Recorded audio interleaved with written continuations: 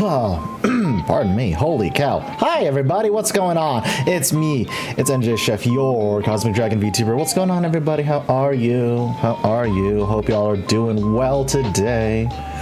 Hope y'all had a very good, very chill, very relaxed afternoon. Hello, T. Hello, Demonic. Hello, Yashi. I see you lurking up there. You can't hide from me. Mostly because I can always see when my mods are active. That's not creepy at all, I know. Anyway, hi! Damn it. Pardon me, because, my god. I'm drinking coffee. I'm drinking coffee and I hiccup at the wrong time. Other than that, I'm fine. I apparently just can't drink liquids properly. Thanks. Who knows? Thanks, Sentai. Appreciate that. Also, thank you for the follow from 2 days ago. Appreciate that as well. Of course you redeem dicks as I'm talking about swallowing something. My god. This stream's only 8 minutes old and we're already off the rails. This stream is only 8 minutes old and we're already off the rails. Good start. Good start. Floor getting tired. I helped out a friend with a broken leg at our house and now I'm tired. It wasn't even that hard. Just some light housework. Just the longest drive. I'm sorry to hear that, Perso. I hope you get some rest. My goodness. Doing good? Good to hear that, T. Good to hear that. Good to hear that. Oh, man. Yeah, I'm doing very good also. Pretty quiet day, pretty chill day today. Got some work done. Reels are overrated anyway. Hi, Bird. Hey, Thunder. My goodness, everybody's here. You'll love to see it. You'll love to see it. What up, everyone? How are y'all doing? How are y'all doing? My goodness. Yeah. Today's been pretty good. Been pretty chill for the past couple of days, honestly. Just getting some stuff done. Getting some really important stuff done, actually. If you're a member, if you're part of the channel memberships over on the YouTube channel, by the way, you will have already gotten a preview as to what I'm working on. Oh, I'm very excited. I'm very excited. Yes. Knock on wood. Knock on wood. If I can get a few things done, namely, I need to record a few things. I need to dip back into Blender. I need to dip back into Blender and to start working on a few things there as well. But knock on wood, if I can manage my time next week, early-ish next week, there'll be a really important announcement going out. Yeah. Very excited for that. Very excited for that. Hello, Galaxy Prime. How are you? Hope you're having a wonderful day, friend. Hello, everyone. Hello, hello, hello. It's no longer Pride Month, but I'm keeping the by lighting because it looks too good to not keep. My god. Oh my gosh. I'm just a big fan of purples and blues. Can you tell by my hair? I'm just a big fan of purples and blues at this point. Everybody's just redeeming all of the sounds at this point. Everyone's redeeming all the sound alerts, which I dig. Which I dig. I really dig that. There's no more time to manage. I eat it. Was hungry. Sentai, how dare you? I needed that. Oh yeah, no, I have so many channel points. Yeah, I'm working on getting some more things for channel points as well. I'm working on like getting more redeems for channel points. But if you're interested in more sound redeems specifically, if you're interested in sound redeems specifically, I have a metric crap ton of sound redeems. Sentai, thank you for giving Stream Elements a sub. I appreciate it. I'm sure they'll appreciate that too.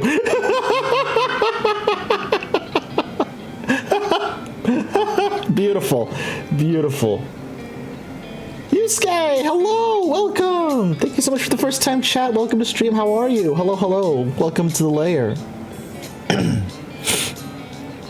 But yeah, I'm working on getting more redeems in terms of channel points. But I also have a whole metric ton of sound redeems available that you can use bits for. If you scroll down, I have a metric crap ton of those. And there's some really fun ones down there. I put some fun ones down there as well. I'm also working on, I've been saying this for a while, but like some IRL stuff has been preventing me from doing this. But for better or for worse, I'm working on redeems so you guys can start throwing things at me. For better or for worse. I don't know how good of an idea that is. How am I doing today? I'm doing good today. I'm doing good today, Yusuke. I hope you're doing well too. I hope you're doing well too. Hey, Super, how's it going? How's it going? Crawling along remaining five remaining projects that will get done eventually. I wish you the best of luck. I wish you the best of luck on that, Perso. I know, because I know you've been talking in the Discord about how you've been getting and structuring out your projects, which I think is a fantastic idea. I think it's a fantastic idea. Thank you, Galaxy Prime. Good, I'm hyped for this week's Kamen Geats episode. Yeah, so am I. I'll admit, I'm a little behind on Geats, honestly, but I saw a clip of Tycoon's Bujin sword transformation. Oh my god, why does Geats have such amazing armor designs? Oh my goodness. Why does Geats have such really good suit designs? Like, hello? Undefeated. Undefeated. It's so good. Did you see Blazar? I have seen Ultraman Blazar. I have seen the first episode of Ultraman Blazar. Shit is good. Shit's real good. Speaking of fire suit designs, I really love Blazar's design as well. Oh my goodness. It's real good. It's really, really good. I am very happy. I am very, very happy. Supro returned to Monkey. They sure did. They sure as hell did. Yeah.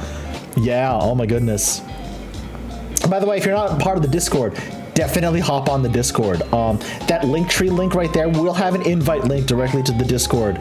We are actually planning a movie night.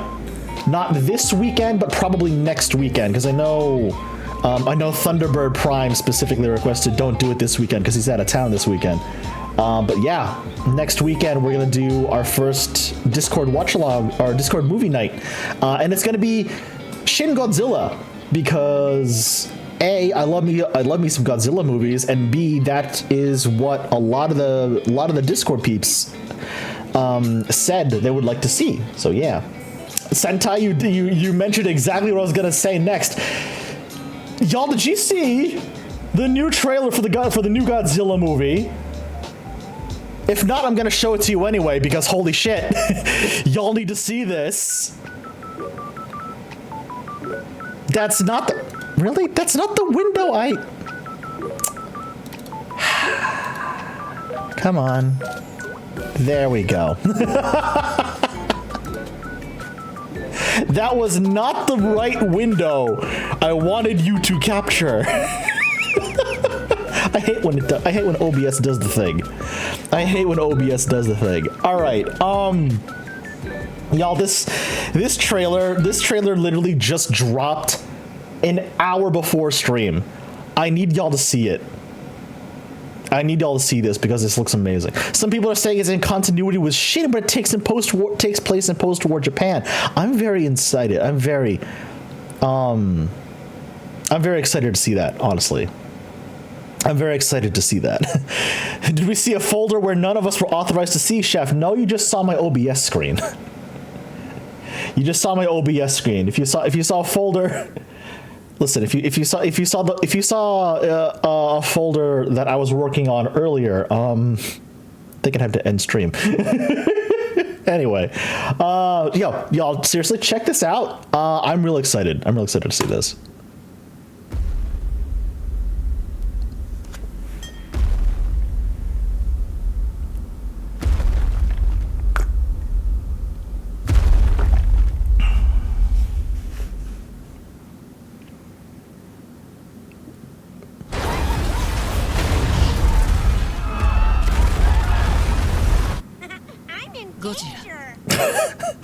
Good timing on that, Yusuke. Good timing on that, Yusuke. Oh, y'all. Y'all, I'm very excited for this movie. I'm extremely excited for this movie. Holy cow. It looks so good. It looks so good. I'm interested to see people's sort of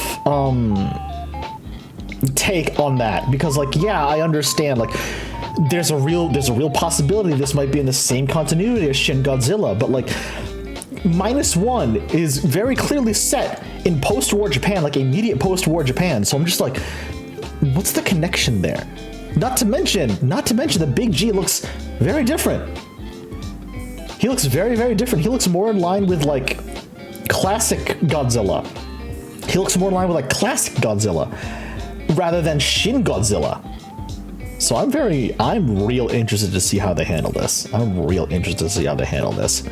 But most importantly, Big G is like the hood Godzilla. No, Big G is just what I call Godzilla. Big G is what me and my friends have called Godzilla for the longest time. Big G.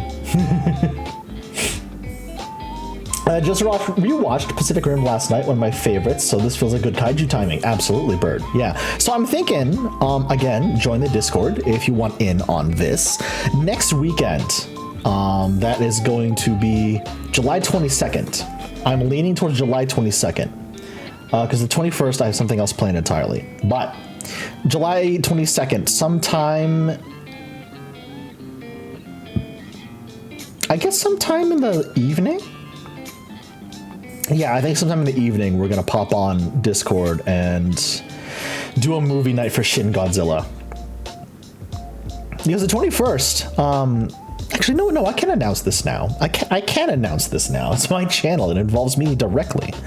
But July 21st, chat, are you ready? You remember how a few months ago I had my 1-year VTuber anniversary? Well, July 21st is my 5-year streamiversary. Because not a lot of you may know this, but I started streaming long before I became a VTuber. And July 21st is my 5-year streamiversary.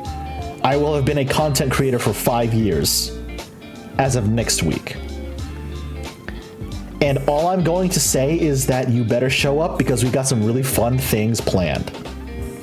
We've got some incredibly fun things planned. Time is wild and fake. Exactly. Yes. Yes, it is. The North remembers. You better show up or you're next. Listen, I'm not Bill Goldberg. I ain't Bill Goldberg. I can't take Goldberg's catchphrase. He'll spear me through the wall, I swear to God. But yeah, July 21st is my 5-year streamiversary, and we've got some fun things planned. Yeah. Next for what? Time is accelerating. Yeah, time is accelerating. I don't like it. Yusuke, I still have not seen Shin Kamen Rider yet. Unfortunately, I've not seen Shin Kamen Rider yet. But I have a friend of mine, BPM, if you remember the New York Snark Exchange. I've known BPM for a long time, and he's just like, dude, go see Shin Kamen Rider. I'm like, I know, I will, I have to, I want to. It's gonna happen. I guarantee you it's gonna happen. What's your favorite Godzilla monster? Like, you mean besides Godzilla? Galaxy Prime? Like besides Godzilla? Honestly, that's an easy one. King Ghidorah. Like my favorite non-Godzilla kaiju. Hands down, King Ghidorah. And I guess that would include Mecha Ghidorah as well. Even though I know for a fact that consider King Ghidorah and Mecha Ghidorah entirely different kaiju. Yes, Neo Ivan. The kaiju with 3 heads and wings. That is King Ghidorah. Oh god, the Gleeox. Yeah, no, the Gleeox. Oh lord. Oh, the Gleeox are such a pain in the ass in Tears of the Kingdom. Oh my god. They are such pains. Such pains in the rear end. Oh my goodness. My favorite is Mothra because it's a fluffy moth. Yes, Mothra is friend-shaped. Mothra is friend-shaped. Anguirus is also friend-shaped. I love how over the years, monsters or kaiju like Mothra and Anguirus have just, and Rodan actually, Mothra, Anguirus, and Rodan, and I guess to an extent King Caesar, have all started off as rivals to Godzilla and become his allies, whereas kaiju like King Ghidorah and Destroya are just straight up like rivals. Like, no, they like kill on sight. Kill on sight, yeah. Which kind of makes sense. It makes sense for both King Ghidorah and Destroya. Now, if you had asked that question, besides Godzilla, who's your favorite kaiju? If you had asked that question to a younger chef, he would have said Space Godzilla. And don't get me wrong, I still love the design of Space Godzilla. The giant crystals on his shoulders and his like down his spine, like his dorsal fins. Yeah, that's a cool design. I'm not gonna lie, but like it's a little too close. It's a little too close to the normal Godzilla for me. Another one was Orga. Yeah, Orga. Orga was another fun one. I really like Orga's design. I am a sucker for kaiju who are way faster and way more athletic than their size would seem. Because like Orga is huge. Orga is enormous, but like he literally leaped over Godzilla in their fight, which is absolutely mind-blowing to me. I love kaiju who are like huge, but like are still incredibly agile. Exactly, Purcell. Thank you. I'm a big fan of kaiju who are enormous but also very quick. I think, which is why I like Ultraman so much. King Caesar was originally an ally in versus Mechagodzilla, but one of the many kaiju that was under the control. Yeah, in Final Wars, because the Zillions basically brainwashed all of the kaiju on Earth and just set them against Godzilla because they wanted to take over the Earth, and they knew Godzilla would be their final obstacle in that, which is cool, honestly, which is really neat. A fun fact about that, honestly, if you notice, every other kaiju that Godzilla faces in Godzilla Final Wars, he kills. Like he'll not only just defeat them in battle, he will kill them. However, Godzilla spared 3 kaiju. He didn't kill them, he spared them. I think it was Anguirus, King Caesar, and was it Rodan? Was it? I think it was. I believe it was Anguirus, King Caesar, and Rodan where Godzilla spared them. Although there was a deleted scene, there were some storyboards originally where Godzilla would have destroyed those 3 kaiju, but they changed it to where he just left them in a heap. Yes, thank you. It was Rodan, Anguirus, and King Caesar. Yeah. Because that was a reference to another movie where it was originally going to be those 4, but then it got changed. I can't remember what movie it is though. Wikizilla has a video about this. Hold on. Wikizilla has a video about this exact topic, and if you guys don't follow Wikizilla on YouTube, you should. Zilla was also in Final Wars, yeah! He got jobbed out immediately! Zilla, aka the American Godzilla, was in Final Wars as well, and he got jobbed out so fast! He got jobbed out so fast! Oh my god, that was an awful movie. Can I just say that was an awful movie? Like the mid 90s American Godzilla film. That movie was so bad. That movie was so bad. Oh, good god. All right, cool. I found it. I found it. Hang on. Chat, I found it. Chat, I found it. Okay. So, y'all need to go follow Wikizilla on YouTube because they have really cool videos like this. All right, y'all, are you ready? Are you ready?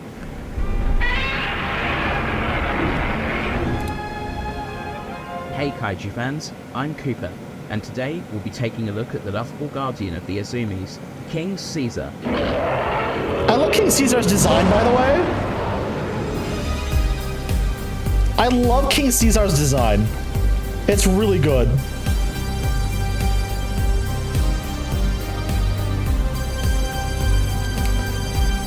King Caesar debuted in the 1974 film Godzilla vs. Mechagodzilla as the slumbering, mountain-dwelling guardian deity of Okinawa, who helped Godzilla even the odds against his mechanical doppelganger.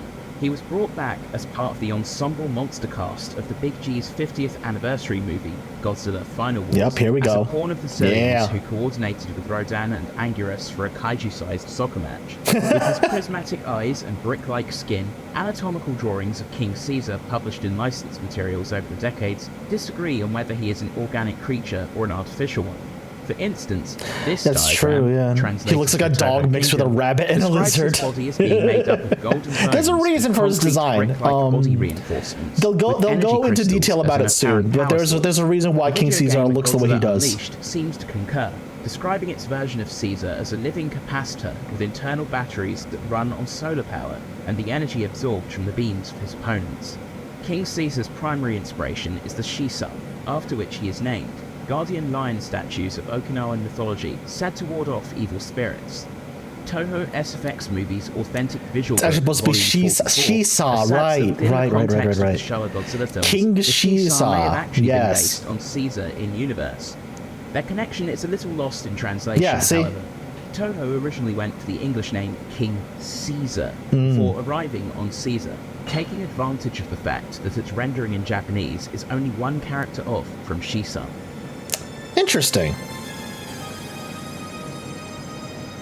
King Caesar was adapted from an earlier character, King Bulgan, proposed by Hiroyasu Yamaura and this movie. In the 1973 This movie, by the way, Shodan and Zanpamisaki, Godzilla vs. Mechagodzilla. This movie went through so many different changes and iterations. Part of me is really curious to see if they had stuck with the original script, how that would have gone. Honestly. For Shodan in Zanpamisaki, Godzilla vs. Mechagodzilla. Described as glowing bronze and having golden scales and dog-like ears, most of Caesar's traits were in place from his inception. Akihiko Iguchi, who also designed Mechagodzilla, solidified King Caesar's design, referencing images of Shisa. While real Shisa are traditionally depicted on all fours, Iguchi decided to make the guardian deities of Okinawa, the Shisa. King Caesar was portrayed by Kenichi Kasumi under the stage name Mamoru Kasumi, who also played Anguirus in the film. Nobuyuki Yasumaru was in charge of making Why are there so many fire trucks running down my street right now? Jesus Christ. Sculpting the head. While the suit mostly stayed true to Iguchi's design, the scales on his thighs were extended to cover his whole legs, which Iguchi felt missed the point of using them as accents. Fair. Goat mohair, ordered from a specialty shop, was used for Caesar's fur, while his eyes were made from car tail lights. A mechanism was installed in the head to allow the monster's ears to move up and down. I love that detail. I love how they made an entire mechanism just to control his ears. It's so good. It's so good. Used in wide shots of him sleeping. 3 decades later, King Caesar returned to the big screen for Godzilla Final Wars. Yeah, a favorite of director Ryuhei Kitamura, the monster was lightly redesigned by Shinji Nishikawa. Nishikawa drew Caesar's head larger at the request of Kitamura, though this was not kept in his on-screen appearance. Of the finished That's a little product, weird. Nishikawa commented that he found its head to be surprisingly small. The new King Caesar suit was produced by Kakusei Fujiwara of modeling company Monsters Inc. under the supervision of its president, Shinichi Wakasa. I actually really like the Final Wars version of King Caesar. And like its predecessor, it was given the It's a really nice suit. its ears. It's a really cool design. In the film, King Caesar was made to be lightweight, allowing for more dynamic fight choreography. Yeah, there we go. Killing Caesar, Anguirus, and Rodan with his atomic breath, but he spares them in the final cut. Likely or not, why does the suit have a lot of ass? I don't know. I don't know why King Caesar is so caked up. Don't ask me. Cave was unearthed in Okinawa. Archaeologist Sayako Kanagasuku was sent to investigate and discovered a statue of King Caesar, once the guardian of the royal family of the Azumi tribe in the kingdom of Ryukyu. Furthermore, she found that the walls of the cave Hail to the king, baby. Exactly. A black mountain appears above the clouds. It's got a whole ass bakery. To destroy the world. But when the red moon sets and the sun rises in the west, two monsters will appear to save the people. Little did Sayako know that the evil Black Hole Planet 3 aliens had sent their agent Yanagawa to recover the statue before it could be used to awaken King Caesar. Yanagawa twice a lot of the old Showa films involve like kaiju and also alien invasions. And finally shot and killed by Interpol agent Nanbara. When Sayako and Shimizu realized the statue, it's just a trope of the Showa era at this rate. To awaken the it really monster. is. They were nearly forced to hand the statue over to the aliens, who had taken Azumi descendant Nami and her grandfather hostage, but Nanbara's partner Tamura quickly arrived and gunned down the aliens. The statue was placed on a rooftop as the sun appeared to rise in the west via a mirage, after which sunlight shone on it, and it fired a beam that blasted open a hole in the cliffside. Inside the cliff rested King Caesar, who had to be awoken by a direct descendant of the Azumi family. Nami approached the beach and sang this old Showa era acting is just something. It sure is, Super. It sure is. Free of the cliff. Mechagodzilla had just been launched by the aliens and was ordered to destroy King Caesar. The Guardian monster fought bravely against the mechanical unironically love the old Showa era Mechagodzilla suit. Godzilla surfaced from the sea and came ashore for a rematch. Can I just say I unironically love the old Showa era Mechagodzilla suit. I'm a sucker for like exposed grating and rivets and like really like tactile details like that. It's so fucking good. Segata Sanshiro, best Showa actor. I mean, honestly, yeah, it's the same actor who played the OG Kamen Rider. You know he's gonna do a good job. Together, Godzilla and Caesar were able to withstand Mechagodzilla's onslaught of weapons and deal damage to the machine. Mechagodzilla attempted a hasty retreat, but Godzilla called upon his newfound magnetic powers to pull his Godzilla into the Guardian. I forgot this is also the era where they would just give Godzilla random abilities, like he can control magnetic waves now. Yeah.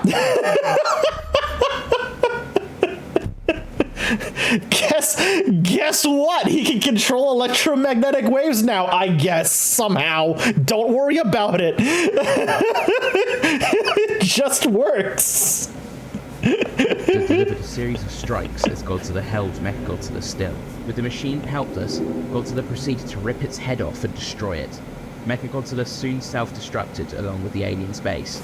This purpose served, King Caesar promptly sealed himself back inside his resting place, while his statue was returned to the Azumi family. They were doing that same thing to Superman. They were! Giant monsters began suddenly appearing in key locations across the globe. King Caesar attacked Okinawa, but was captured by a UFO, revealed to be that of the Zillions, who sought to Golden Age Superman had some weird things. However, as the aliens' true colors were revealed, their newly appointed controller unleashed the monsters upon humanity. After Douglas Gordon freed Godzilla from his icy tomb in Antarctica, the King of the Monsters fought the Zillions pawns across the globe, eventually ending up at the foot of Mount Fuji. There, the UFOs Alpha, Beta, and Gamma deployed King Caesar, along with Rodan and Anguirus, to face Godzilla in a tag team fight, 3-on-1, kicking Anguirus through the air like a football. Ultimately, despite just witnessing Godzilla knock out his comrades simultaneously, Caesar met his defeat after unwisely deciding to charge the King of the Monsters on his own. Having opted to spare the trio instead of destroying them, Godzilla continued on his way. King Caesar additionally appeared in Godzilla Island. Okay, this is Caesar funny. I lives like up to this. his mystical reputation in the show, training Godzilla to defeat Gigan through meditation. Godzilla Island. If you're not familiar, Godzilla Island is a show or mini series, I believe, where it's literally just a whole bunch. It's stories on Monster Island. So like you have all the different kaiju, but they're not portrayed by suits. They're portrayed by action figures, which is really funny to me. Which is really, really funny to me. I dig it. Enable aimbot. And exercising the ghost of Space Godzilla from his body with a giant Ofuda. His son, young Caesar, and daughter, Miyarabi, are also recurring characters in the web series Godziban. Harkening back to Final Wars, that sure is a design choice, Toho! Competing with Godzilla-kun in soccer, but Miyarabi turns out to be a better kicker. That sure is a design She choice! has a mutual crush on Godzilla-kun, much beyond Caesar's despair. It's not even stop motion, it's just someone holding the toys out. Yeah! Ability to amplify and reflect beam attacks back at his opponent using his prism eyes, the reflected beam being an order of magnitude stronger. This ability was a holdover from King Bulgan, who could also deflect attacks with his scales and fire a golden magma breath from his mouth. Since the That's a prism eyes neat only work ability. under Honestly, I dig incredibly that. specific That's a neat ability. circumstances, some more recent pieces of media have modified them or given him more traditional beam attacks. Caesar has breath weapons in Godzilla Island and the mobile game Godzilla Defense Force, and solar-powered laser eyes in Godzilla Unleashed. His bio in Unleashed suggests he has more wide-ranging energy absorption abilities, but that isn't reflected in gameplay. The So it's a mechanic was Wobbuffet, just too kind glitchy. of, yeah. However, it ended up describing the Caesar in Godzilla, Monsters and Protectors, All Hail the King, pretty well. King Caesar otherwise tends to fight tooth and nail. The and Godzilla possesses comics are incredible awesome, by the agility. way. They're really According good. to the PC They're game really Godzilla good. Movie Studio Tour, the Showa Caesar could jump up to 1,000 meters into the air. Jesus! Although this isn't displayed in the film.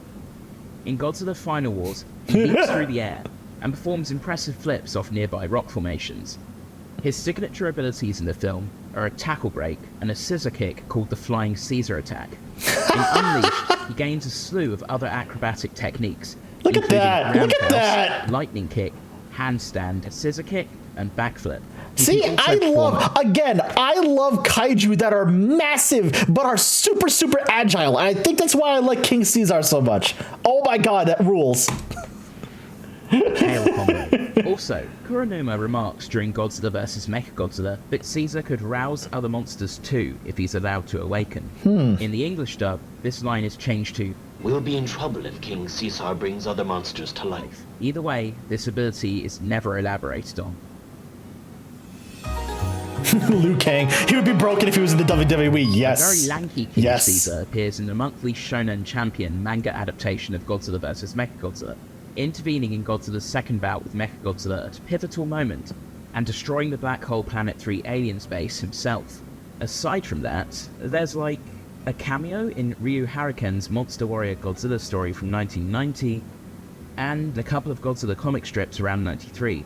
There's more love for him across the pond, as he Yeah, King Caesar has a big role in the Western comics. Godzilla, that comic series, by the way, Godzilla Rulers of Earth, real good. Real good. It was introduced via a flashback witnessed by Real the character good. Lucy Kasparov, which demonstrated how he once acted as the ancient guardian of mankind, only to fall into conflict with Megalon. Megalon and Caesar's battle destroyed the ancient world, and Caesar disappeared. In the present day, he was awakened by members of the counter-kaiju reaction forces at the behest of the Shobijin. in response to It's the onslaught ears of and the alien fur. I can trilopods. see that, Upon his Perso. awakening, I can see Caesar that. was confronted by Batra before several trilopods arrived. Batra retreated, leaving the Guardian Beast at their mercy. He managed to kill a few of the creatures before allowing himself to be captured and imprisoned inside their hive, where many of Earth's other monsters had been taken. When Godzilla battled the trilopods in Los Angeles, Caesar led the Earth monsters in escaping from the hive and launching a counterattack against the invaders. He was one of the monsters to confront the colossal Megita after the trilopods were destroyed. Death battles though in it was Godzilla vs. who Gamera and finally Dragon slew Zord the vs. behemoth. Mechagodzilla. I've seen at least Caesar and one the of other those monsters fetch, were yeah. Also, yo, shout out to Jet Jaguar. I unironically love Jet Jaguar, okay? I unironically love Jet Jaguar. He's dumb looking, but that's kind of why I love him. That's saved. See? Oh, the giant spider? Yeah, that's Kumonga, right? That's Kumonga, I believe is his name. He's a neutral party. At the very least, he's a neutral party in the comic series Godzilla Rulers of Earth. He's just one of the kaiju that just happen to live natively on the planet Earth. Certainly other monsters followed the victorious Godzilla as he swam out to sea. King Caesar was also one of the monsters inhabiting an alternate dimension in the miniseries Godzilla Oblivion, who was released into the primary dimension via a portal. While the other monsters fought and caused destruction, he decided to wander off and build himself a Just throne vibe and out look some at him. destroyed buildings to sit on. In the final issue of Godzilla Rage Across Time, The stream in this video is really just showing me how many monsters destroy all monsters Melee was missing. Yeah, I think it was a licensing issue. They could only get like a certain number of monsters ready for that game, I believe. Where he joined forces with Godzilla to drive off King Ghidorah.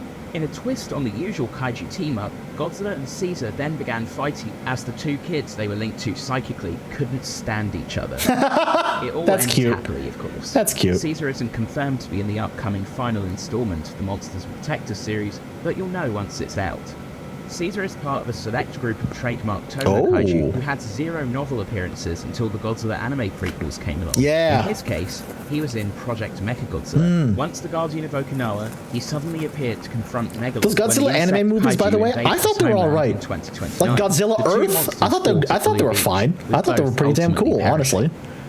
King Caesar made his video game debut in the 1992 Super Nintendo crossover game Battle Soccer Champions of the Field, and was a fairly regular presence in Godzilla games for the rest of the decade. His two biggest roles in 21st century games have been Kumonga was on the Unleashed, heroic side where to he was destroy a all member monsters of with the everyone Earth else. Defenders, Yes, you're and right. looked like a hybrid of his 1974 and 2004 designs, and Godzilla Battle Line. Hey, explosive where his ramen noodles. absurdly powerful rushing attack makes him a menace to most land units. Godzilla Kaiju Collection and Godzilla We're not doing a media share today, but the next, I think the next Just Chatting stream we'll do a young Caesar and Mia Rabi from Godziban. we'll do a media share. But if you want to at the very least drop the link for me so I can bookmark it, go right ahead. Super deformed, Go right ahead. oddly coloured illustrations of Toho Tokusatsu characters, along with some, I guess you could call them OCs, such as Full Metal Gigan and Mecha Megalon. Megalon? Oh my god. Armor King Caesar are the relevant derivatives for this profile. That's hilarious. Oh my goodness. And 55 meters tall, respectively. Kinda cool, eh? Yeah, there's nothing else to say about them. Despite the name Toy Card, these didn't come with figures or anything of the like. They were manufactured by IMS rather than, say, Bandai. But Bandai Japan, naturally, did release an 8-inch King Caesar soft vinyl figure back in 1993 as part of the Godzilla collection. Oh yeah, no worries, explosive ramen noodles. I get you. At least it's not as hideously off-model as the Godzilla collection Gigan. Oh god. This mold will be shrunk that's down bad. and reissued to Bandai's Toho That's Kaiju, real bad. Godzilla Island and Movie Monster series lines between 97 and 2003, but remained pretty much unaltered aside I from love that different just slapping paint Mecha jobs. on the front makes it a Thankfully, new and Bandai scarier America monster. came to the rescue Yeah. of toy collectors everywhere by releasing a figure of 2013 That's what Toho did a with lot, much better story. actually. Sadly, They even explains this would be the Mecha last King new mold Ghidorah. for a classic G kaiju that the American division of Bandai would Mechagodzilla. manufacture before they basically gave up. I freaking and started love Mecha King spamming Ghidorah, by the way. reissues It's so for the good. rest of time. As we all know, by 2020, Playmates would take up the mantle of making new classic Godzilla toys over in the States. Ah. Well, rip. While the 2014 movie made How has Bandai nobody made this Japan part? I will resurrect their movie definitely series, check which that out, had been Explosive hiatus Ramen Noodles. I since do appreciate 2007. that. They Thanks, even buddy. re-released Bandai America's King Caesar sculpt for the movie Monster EX subline. 44 years after the release Thanks, of Godzilla Galaxy. vs. Appreciate Mechagodzilla, Tsuburaya Productions will create their own Shisa kaiju as a sort of homage to King Caesar Oh, yeah! in the form of Gokulu Shisa, who debuted in Ultraman Geed the movie Connect the Wishes. Yeah! Like King Caesar, Gokulu Shisa Right! is depicted as the guardian of Okinawa, but is of alien origin, having been sent to Earth to protect The Ultraman Geed movie! He even has a modified King Caesar role and spends most of his screen time fighting off the Galactrons, an army of alien robots that look like dinosaurs. God, Given Tsuburaya is so good. newfound love of celebrating Monster's 50th birthdays, we can expect some love for King Caesar next year. But for now, that's hope his story. so. Thanks for watching. I hope so. King, you've asked me, King Caesar, I think King Caesar needs more love. Like, legitimately, I feel like King Caesar needs more love. Underrated. Highly underrated monster. In my opinion. In my opinion. Hello! Scratch Out, what's going on? How are ya? I just wanted to see your reaction to it since it looks really good, but it's also absurdly fucking excessive. Oh god, alright. What did alien monsters model their battle bots after dinosaurs? I don't know. You got me. You got me. Listen, your guess is as good as mine. Your guess is as good as mine. Like, good lord almighty. I will never understand how/why they do that. Wikizilla has some really cool videos, honestly. Where's a good one I can show you? Wouldn't you? Honestly, I would. Honestly, I would. Yes, here's another one of my favorite Godzilla universe kaiju.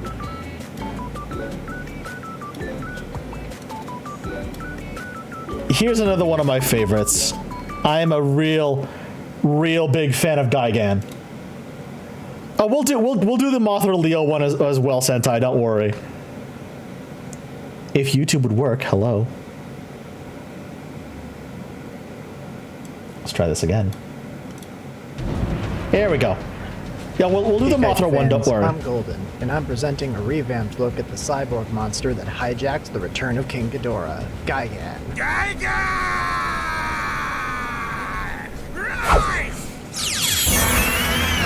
I love Gigan's design. Look at that. That's so good.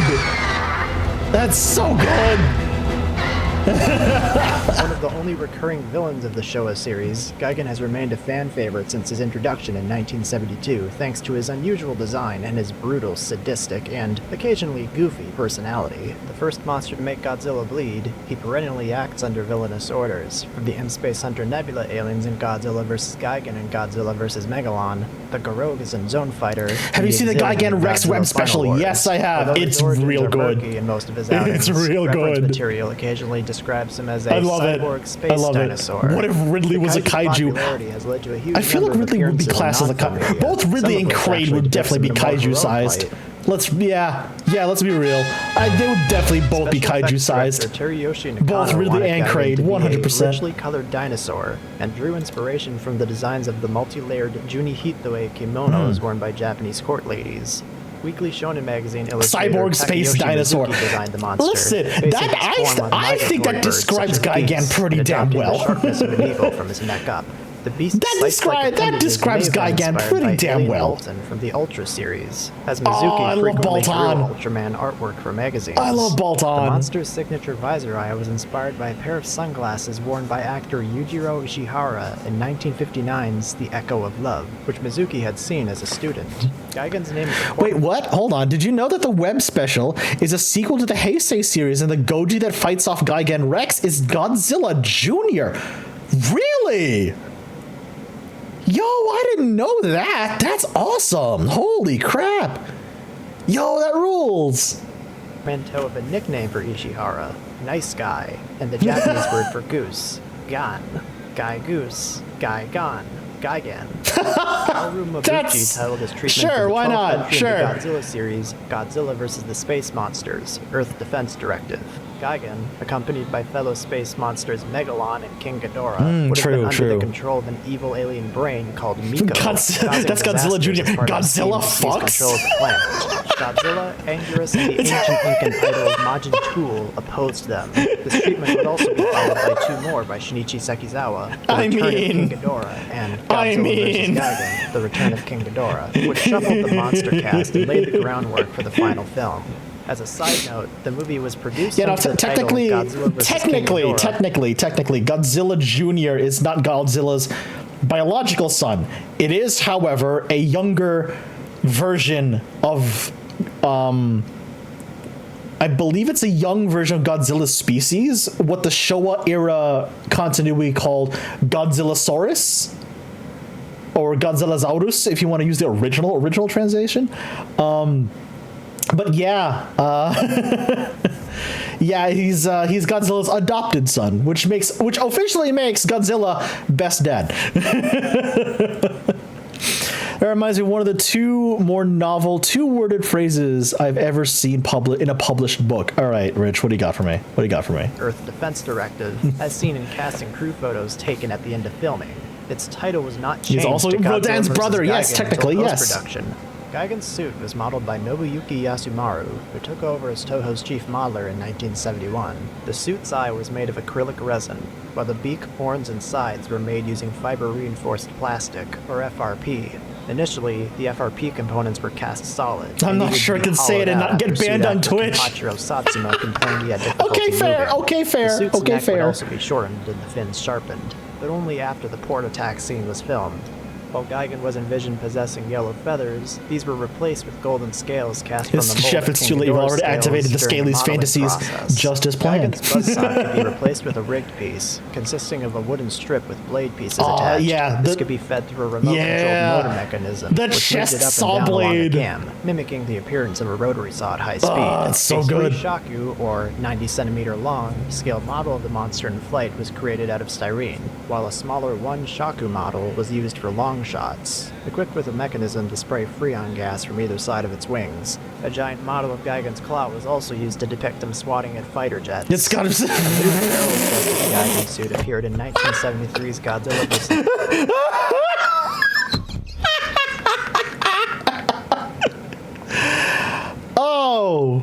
Oh.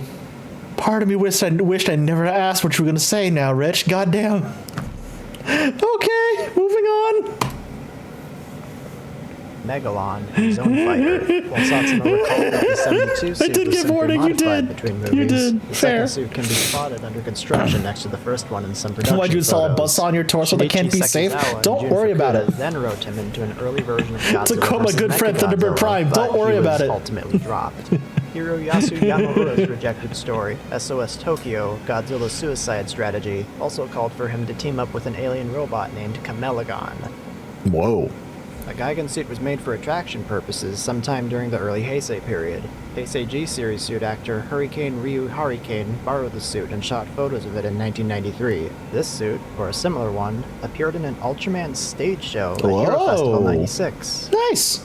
Gigan was given a radical redesign by Yasushi Nirasawa for Godzilla Final Wars in 2004. Yeah. Nirasawa intentionally I shied away unironically from the love this original design. It's so giving him good. dark blue metallic skin and adding The concealed redesigned weapons to his Gigan is body. really good. Nirasawa also prepared concept art for Gigan's modified form. Yeah, an modified idea of director Gigan. Ryuhei Kitamura's.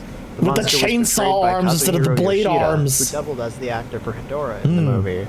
Modeling company Star Train produced at least 3 new suits and a flying prop, supervised by Godzilla veteran Shinichi Wakasa. All the suits were modular and could be split apart into individual pieces, allowing for an easy transformation into modified Gigan. Motors installed in the arm pieces drove his chainsaw blades, while lights in the visor allowed it to glow. A separate neck stump piece was created for his decapitations. Yes. In addition to all the practical effects, several shots of modified Gigan were computer generated. One of the suits later turned up alongside Anguirus and King Ghidorah in original footage shot by Koichi Kawakita for the 2006 pachinko game CR Godzilla 3ST Battle. When are we going to get the sub 41 part as seen as Godzilla Operating Final from their Wars? base within I the Godzilla forgot Tower at the about World that. Children's Oh Land my construction god. site, the M-Space Hunter I Nebula forgot aliens used about their action that. tapes to bring Gigan and Wow. King Ghidorah to Earth. After circling the tower, both space monsters descended on Tokyo and laid Looks waste up the what city Bukake before is. Godzilla and His Anguirus begins confronted them. regret. The Oh, monsters Galaxy were evenly Prime, matched no. until Gigan and Ghidorah No, you forced fool, why Godzilla would you do within that? range of the Godzilla Tower, which devastated him with its laser beam. No. Anguirus tried to rescue his friend, only for Gigan to slice his face open with his buzzsaw. Oh, Gigan grabbed and Anguirus weakened gets- Godzilla and proceeded to Anguirus stab him gets repeatedly in the wrecked head so until blood often. began to gush from the wound.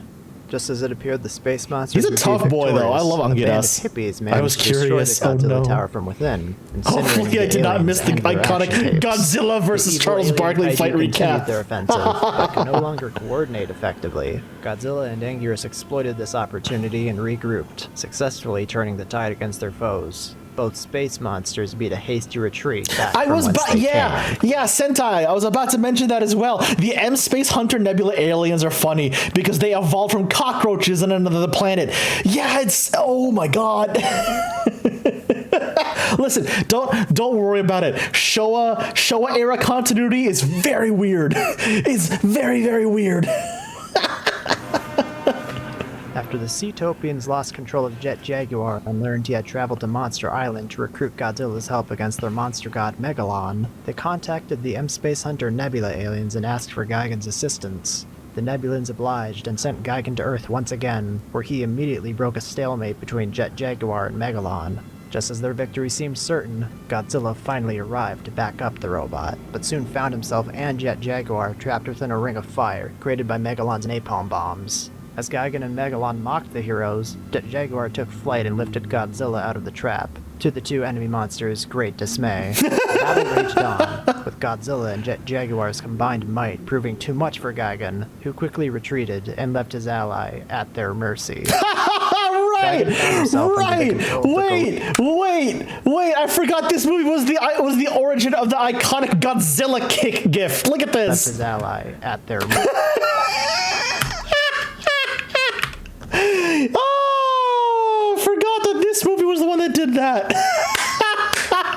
Beautiful. 10 out of 10, no notes. Fantastic. Absolutely fantastic. Okay. This is why I love the Showa era films. They're so dumb, but I love them because they're dumb.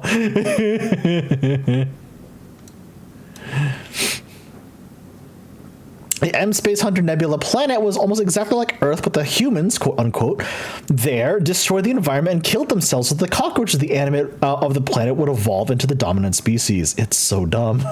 It's so dumb, but it's kind of wild. That Godzilla kick looked like something out of Shaolin Soccer. There's a movie I haven't heard. There's a movie I haven't thought of in a hot minute. Oh my god. Mercy.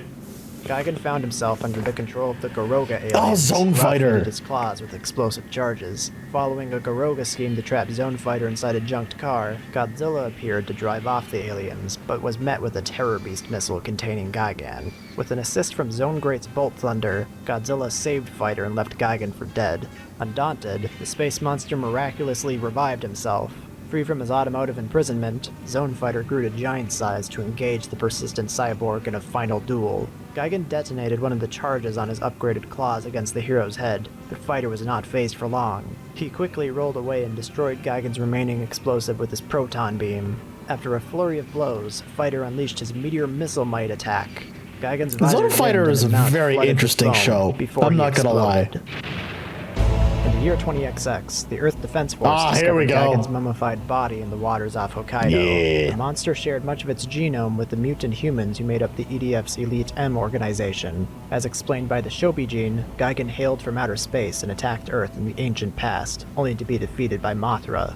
Before long, the newly self-appointed controller of Planet X reactivated Gigan and unleashed him along with the rest of the Exilian's monster legion Some 41 segments. With most of the EDF's forces destroyed, a ragtag group of survivors used the Gotengo to free Godzilla. I love that ship, the Gotengo. Oh, it's so good. Gigan's chest saw grounded the Gotengo, but he couldn't stop its missiles from reaching their target.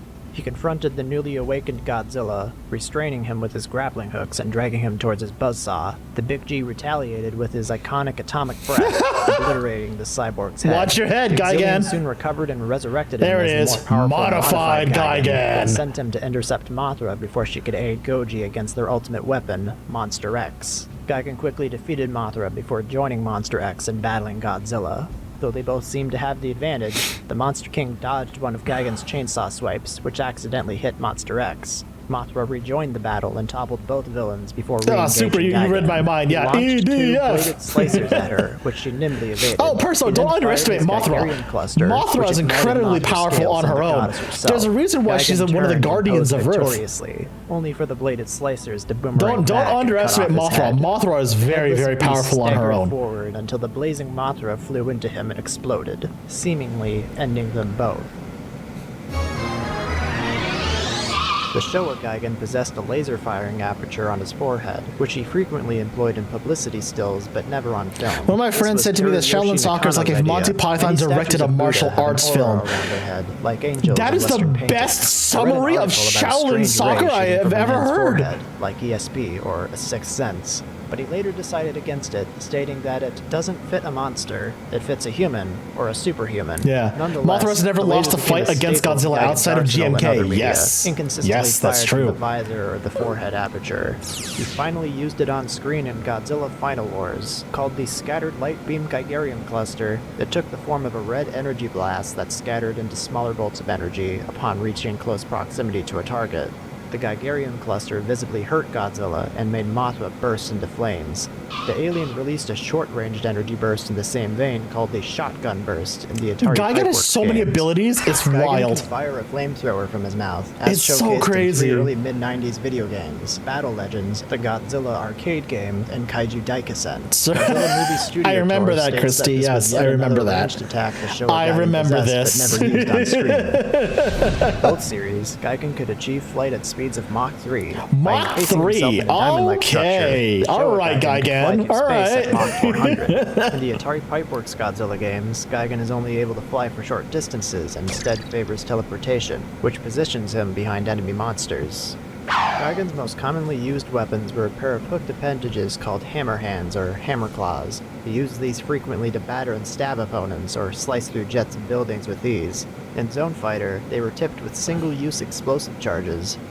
In Godzilla Destroy All Monsters Melee and Save the Earth, his rage attack, Whirlwind Assault, allows him to yeah, I energize remember this them attack. and significantly ups their range. For Gigan's redesign in Godzilla Final Wars, the hammer hands became more like blades, dubbed the Bloody Triggers. The undersides of these appendages housed dual grappling hooks, and they were called hooking anchors. He used these to bind Godzilla and I'm drag sorry. him towards the I'm buzzsaw. sorry. Can we roll that Anchors. back? Can Dual we roll that grappling hooks, back? and they were called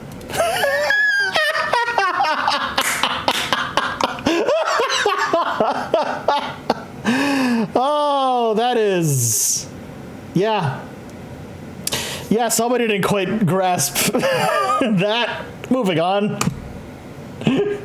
hooking anchors. He used these to bind Godzilla and drag him towards his buzzsaw. Incredible. While converting him to Incredible. modified Gigan, the Exilians replaced his bloody triggers with double-pronged bloody chainsaws. They proved effective against both friend English and is a hell of a foe, language. and he It even used sure them as treads is. to charge Mothra in the face of her gale force It winds. sure is. Gigan's tail is tipped with a metal spike. While he never used it in combat in the Showa series, in Final Wars, it gained a few extra spikes and stabbed Mothra like a scorpion. In Zone Fighter, he bit down Fucking on anchor. Godzilla's The most tail on relatable last weapon name I've ever ditch seen in my attack, life. managing to hang on even after the Monster King repeatedly slammed him to the ground. Gigan had a circular buzzsaw. Yeah, the buzzsaw. Here's the In buzzsaw. his chest, which can slice through buildings and pierce the skin of other kaiju. In Godzilla Woo, Final that's a lot of Wars, blood. the buzzsaw is called the Bladed Cutter. Gigan used it to disable the Gotengo's main engine, and later attempted to pull Godzilla into it with his hooking anchors. In Final Wars, modified Gigan could launch rotating razor-sharp discs called Bladed Slicers from 2 slots on his chest. This attack proved to be Gigan's undoing, as after missing anchor. Mothra, the slicers Fucking boomeranged back anger. and severed his head. Presumably, her scales caused them to malfunction. That's amazing. In Zone Fighter, Gigan sprang to his feet using the ninja revival technique after Goji defeated him. There are conflicting accounts of what exactly Nipple saws, happened pretty here. much, Galaxy One Prime, pretty describes him much. as immortal and says he was simply playing dead. Another clarifies, Gigan is immortal as long as both of his claws are unscathed. However, the Garogas accomplished that, they didn't think it through, as the monster himself absent-mindedly damaged one of his claws by hitting Zone Fighter with an explosive charge. The hero swiftly targeted the other with a Meteor Proton Beam and then killed him with Meteor Missile Might. Either way, this technique was included in the Super Famicom fighting game Kaiju Daikasen. Really? The Huh, Showa that's Gigan interesting. fled from Maser Beams, and Godzilla's atomic breath reliably knocked him out of the sky. The Final Wars Gigan survived one blast of Godzilla's atomic breath, but the follow-up took his head off. The second demise happened under unusual circumstances. to say Yep, the unusual least. circumstances.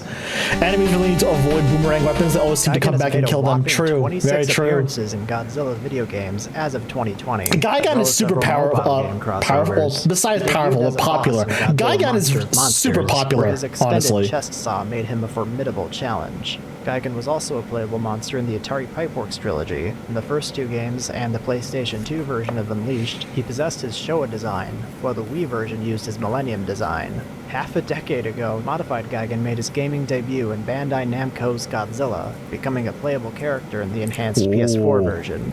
Very Gigan nice. was featured in the 1997 television series Godzilla Island, in which he was uncharacteristically portrayed as a heroic monster. It was a TV show. Initially Right. Zillions, Gigan had a change of heart after being defeated by Godzilla, and returned in a later story arc to help him defeat Destoroyah and Megalon.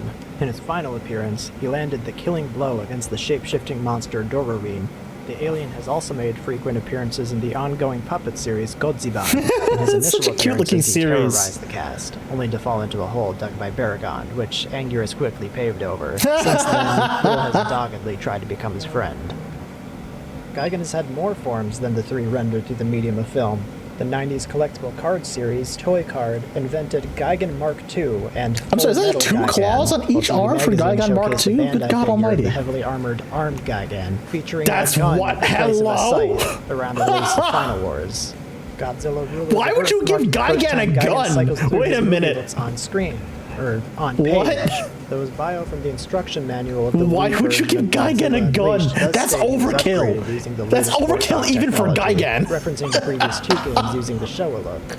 The anime prequel novel, Godzilla Project Holy Mechagodzilla, moly. did the whole rebuild Gigan as he got wrecked thing too, with him starting out as a fully organic beast from the Siberian seabed. In an interview, author Renji Oki explained an idea which anime trilogy writer Gen Urobuchi had for Gigan that could never be used. Gigan. A workers monster, Because America. modified Marvel by signed former off on it. Soviet Also true. scientists, with one of his Yes. hands a hammer and the other a Oh, sickle. yeah. Actually Okay, sure. debuting in the manga Sure. adaptations of this film, Gigan also featured in a Zone Fighter manga, as well as Cinema Share's tie-in comic for Godzilla vs. Megalon, which Soviet inexplicably Gigan. Yeah, called him that was a Borogan, choice. As well as That was a Kodansha's choice. Godzilla King of the Monsters manga. He became a frequent presence in IDW's Godzilla comics. After a cameo in Godzilla Legends Issue 1, he attacked the Earth alongside Space Godzilla, Monster X, and Hedorah in Godzilla Ongoing. When the Earth's Yeah. monsters launched a counteroffensive, Rodan and Anguirus defeated him in Hong Kong by shattering his visor. In the follow-up series, Rulers of Earth, the damaged Gigan had a brief confrontation with Kumonga before the Cryog aliens recovered and upgraded him. Upon liberating the Millennium UFO from Area 51, he battled Godzilla, Bulgaria, Jet Jaguar, and an out-of-control Orga in Las Vegas, with Godzilla See, and Jet Orga's another Jaguar forcing kaiju his whose retreat. design I really Cryogs like. next used him to Like, defend their legitimately fleet against really his like. former ally, Space Godzilla, but he was badly damaged and beaten. The Cryog commander Ryzon rescued and modified Gigan once more, then unleashed him against the Cryog Emperor Kakaro. After destroying his fleet, Gigan made a beeline for Jet Jaguar and lost again. Still, he escaped the melee in Los Angeles with his life, and the final page of the series showed him under repair in a secret base alongside a lone Mechagodzilla. Gigan's other appearances in the IDW comics include Godzilla, the Half-Century War, where he and King Ghidorah battled Godzilla and Kiryu in Antarctica after ravaging half the world, and Rage Across Time, where the Nebulans directed him and Megalon to attack feudal Japan, only to be driven off by the Big See, G. that's a movie- that's a Half-Century War kaiju writer movie and I'd love to artist James see. Sakoe joked that he only took the job so he could that's honestly that's a movie concept I would love to see. Kaiju, but they would appear in like feudal Japan. That would be really neat. That would be really neat. Modified Gigan Mechagodzilla fusion. Oh, that would be awesome to see. Are you kidding me? That's gonna be great. Gigan used an aircraft carrier as a surfboard. Gigan appeared in 3 of Random House's Godzilla picture books, where he attacked Los Angeles with Hedorah, and twice caused an absolute ruckus on Monster Island. Look at that In Godzilla swole. at World's Hold End, on. Gigan Hold caused an on. absolute Look at that ruckus on Monster swole Island. ass In Gigan Godzilla at illustration. World's End, Gigan twice What caused the an absolute fuck? ruckus on Monster Island. No, come on, pause. Thank you, YouTube. My goodness. Look at that swole ass Gigan illustration. Oh my god. I didn't know Random House drew Gigan to look like a freaking gym bro. Gigan got those guy guns. He's a beefy boy. Holy shit. That's funny. In Godzilla at That's World's funny. End, Gigan targeted communication satellites until Russia launched a nuke at him. Of course. Unfazed, he smashed Leninsk and Peleograd in retaliation, before Anguirus dragged him into the Caspian Sea. Gigan appears in Project Mechagodzilla, the second official prequel novel of the Godzilla anime film trilogy. Here, he was again portrayed as a benevolent kaiju. Discovered hibernating in the waters off Siberia, he was controlled using EXIF and Bilu-Saludo technology, and used to lure Godzilla deeper into Eurasia during Operation Long March. As he was maimed in each battle, Gigan had his body parts replaced by mechanical ones until he became more machine than monster. The Bilu Saludo recovered and redeployed Gigan one last time, injecting him with experimental nanometal, which allowed him to instantly regenerate from serious damage.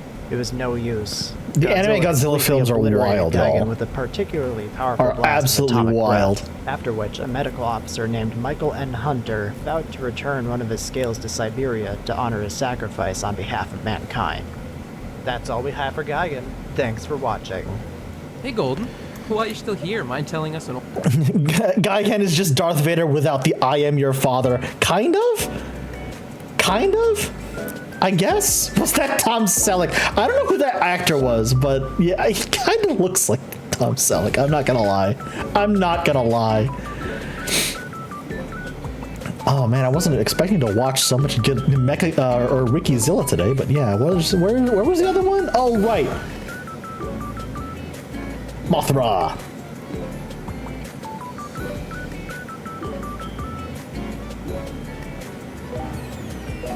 They're on fire. Darth Vader was a good proportion of monster and machine, yeah.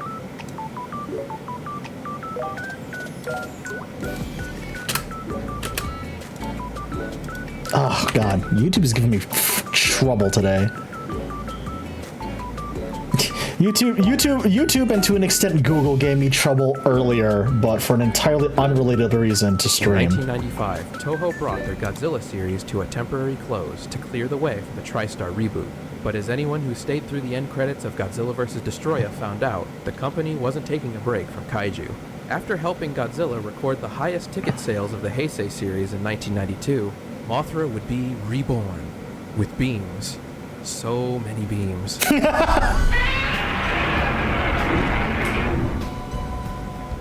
Hey Kaiju fans, I'm Les, and I'll be presenting the With Kaiju beams. profile on the So Mothras many of the beams. Rebirth trilogy.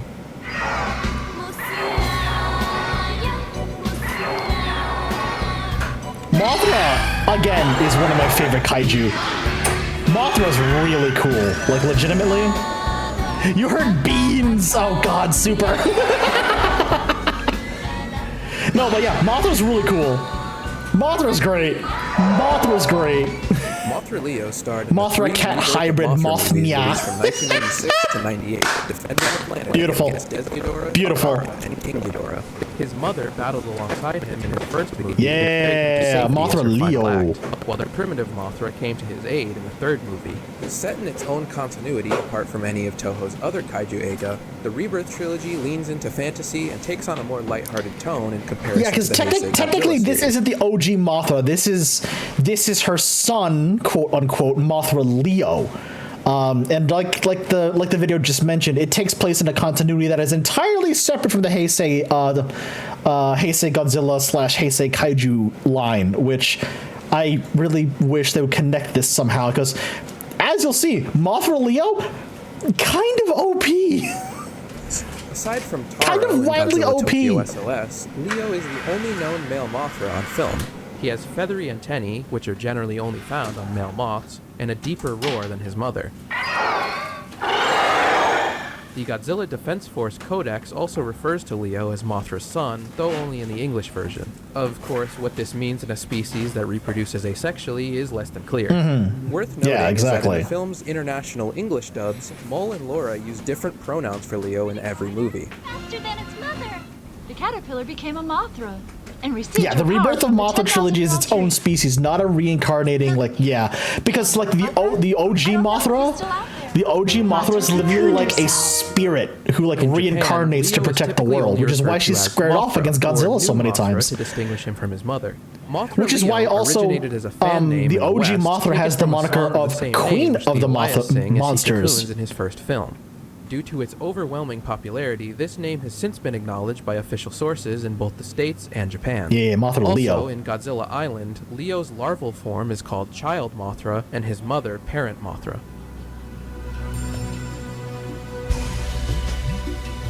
With the death of the Japanese Godzilla clearing the path for Sony's soon-to-come Hollywood production, it was decided halfway through filming of Godzilla vs. Destroya that Mothra was to headline Toho's next kaiju flick. The idea of an imago and larva Mothra teaming up originated in Kazuki Omori's 1990 screenplay for Mothra vs. Bagan. Oh, Rather yeah. than simply show up for the final battle, however, this larva would hatch in the middle of the film, then become an adult to avenge his mother's death. Takafumi Taniguchi and Masayuki Kurahashi of Bondcraft modeled Mothra Leo's larval form. Larval There were at Mothra. least 3 separate larvae created for the film: a mechanized radio-controlled type, a guignol, and a larger prop for swimming close-ups.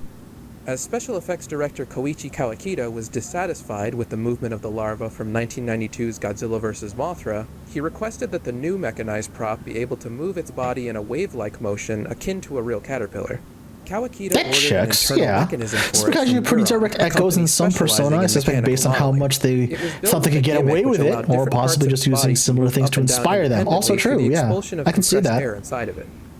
The guignol's facial expressions changed when operated by a wire, while the swimming Speaking of close-up prop Persona, was later refurbished for Godzilla, Iyashi Mothra, in and chat, King Ghidorah, the Mad giant Lad, I don't know if you monsters saw all this on attack. Twitter, but the While Mad Mothra Lad gifted Imago me props from Persona Godzilla 5R vs. Mothra were too on badly damaged Steam. to be reused. So I Leo's guess mother we're would starting have an that almost soon. identical design, save for the improved Full mouth context, parts. I've never played a Tomoki single Kobayashi modeled I've never two played a Mothra single props Persona for game Toho ever. Eizobijutsu, one I've for played close-ups and one Let for me pause the video. Full disclosure, I've never played a single Persona game in my entire life.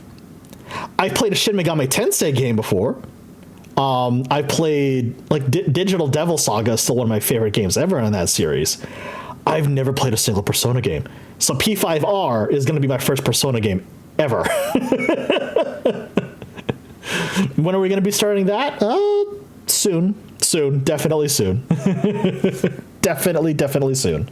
action shots, both less than 1 meter in length. A lower grade stand-in dummy was also utilized. Toho EB's Special Art Division created 2 more props for Leo's Imago stage. The Imago props were given more realistic mouths than past Mothra designs. Staff members were told to only Mothra touch the Leo. Imago Mothra Leo props after they had washed their Yeah. hands, since any dirt would show up in the fur. Concept I artist feel like they Hideo made Okamoto Mothra was Leo way responsible for fluffier than the final original designs of the Mothra. Mothras in this At least movie. that's what I'm The seeing. coloration of Leo's wings. Look how is both colorful that he is, and my his kind goodness. Protected the greenery of nature and the earth.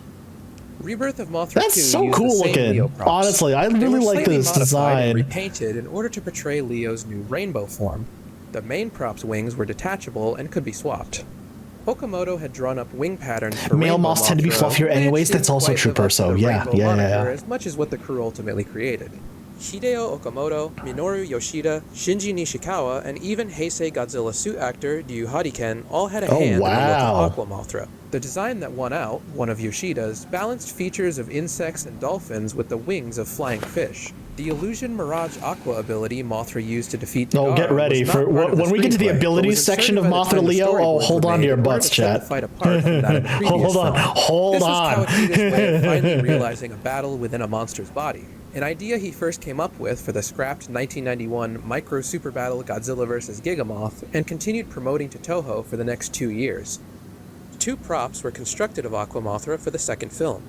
The largest one's body was constructed from latex. I while love its how fins they were made do of vinyl chloride all so of that this they appeared practically. transparent. It's so good. Additionally, a 3D model It's was so used good. in a few shots to depict Aqua Mothra, mostly in microform. Rainbow Mothra's appearance would change in his next film without explanation. His primary color-based pattern, actually a scrapped one from Rebirth I heard 2, rainbow wings and he resurrected for this instantly third thought Pride installment. Mothra. The Yes. wings were made from a transparent material. Yes, allowing the absolutely. inverse and reverse I'm faces to down for display that. the Let's near go. Why exact not? same painted pattern. Rebirth of Mothra 3 called Let's for go, new why props not? created by Star Train, the 1-to-1 scale types with swappable wings, and Look how 1 big those 2/3 wings size are, my model with a God. built-in mechanism that flaps the wings. Look at how big those The new wings look was are. slightly more slender and fuzzy as opposed to the prior Heisei Mothra's plumpy and fluffy appearance. Yasushi Torisawa and Shinji Nishikawa realized the concept art for Rebirth 3. Armor form sketches by Nishikawa presented wings that gave the impression of man-made craft like jets. Torisawa produced a number of striking pieces leaning into a Ooh. realistic insect look, though only his Ankylosaurus-plated primitive Mothra was selected. Armor and lightspeed designs by Nishikawa were also approved. CG was used again in the third film. Armor Mothra's wings unfurling after hatching from the time capsule cocoon were computer rendered, as were the shots of Lightspeed Mothra. Still more props were required for Leo's 2 final forms, Armor and Eternal Mothra.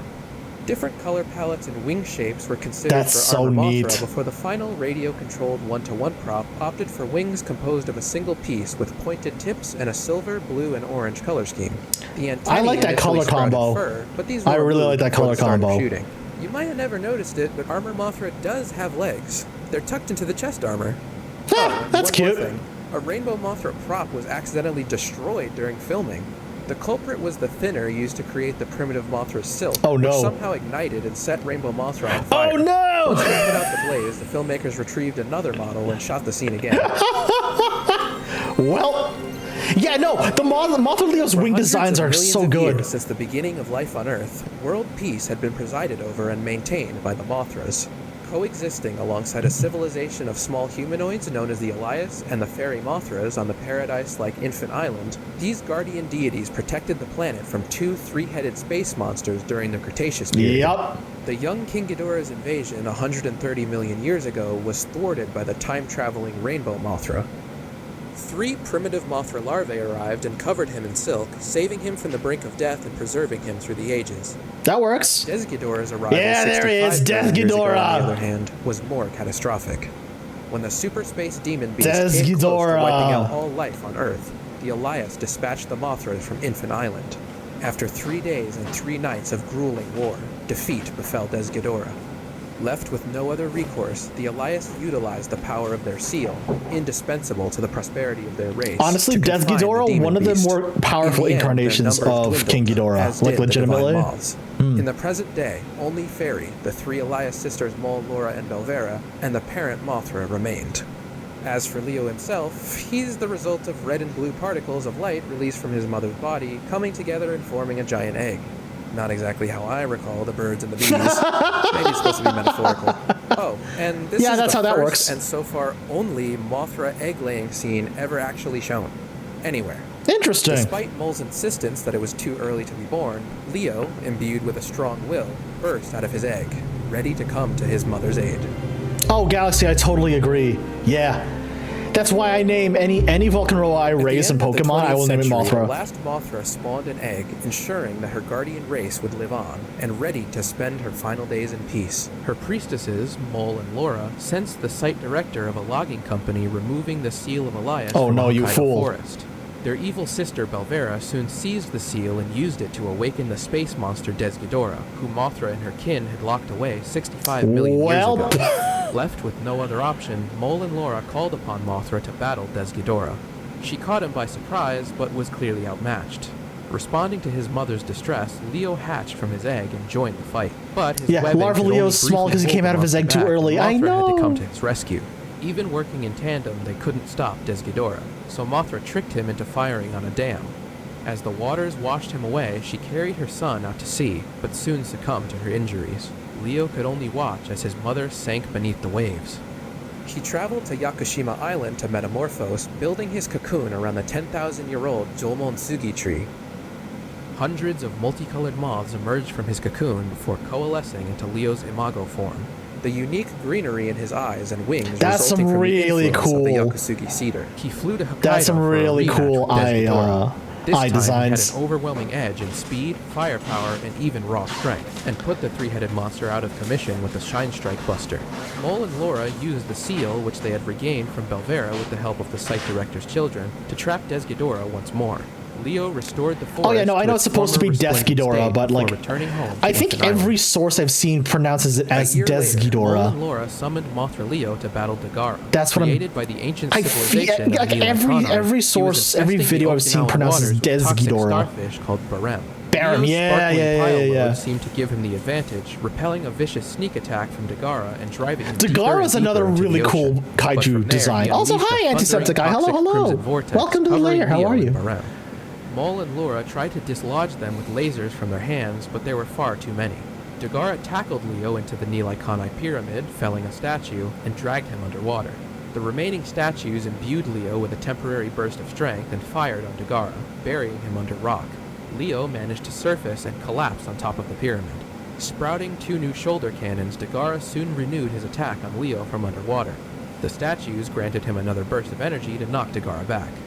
Shiori, one of Mole and Laura's human allies, presented Hope Leo you're having a with good Gogo, day. Hope the you're having a living good day. We're treasure just of vibing Nilaikanai. today. The little creature began to glow and floated above We're Leo, vibing today, we're giving watching his some life to videos, transform him into Rainbow hanging out, Mothra.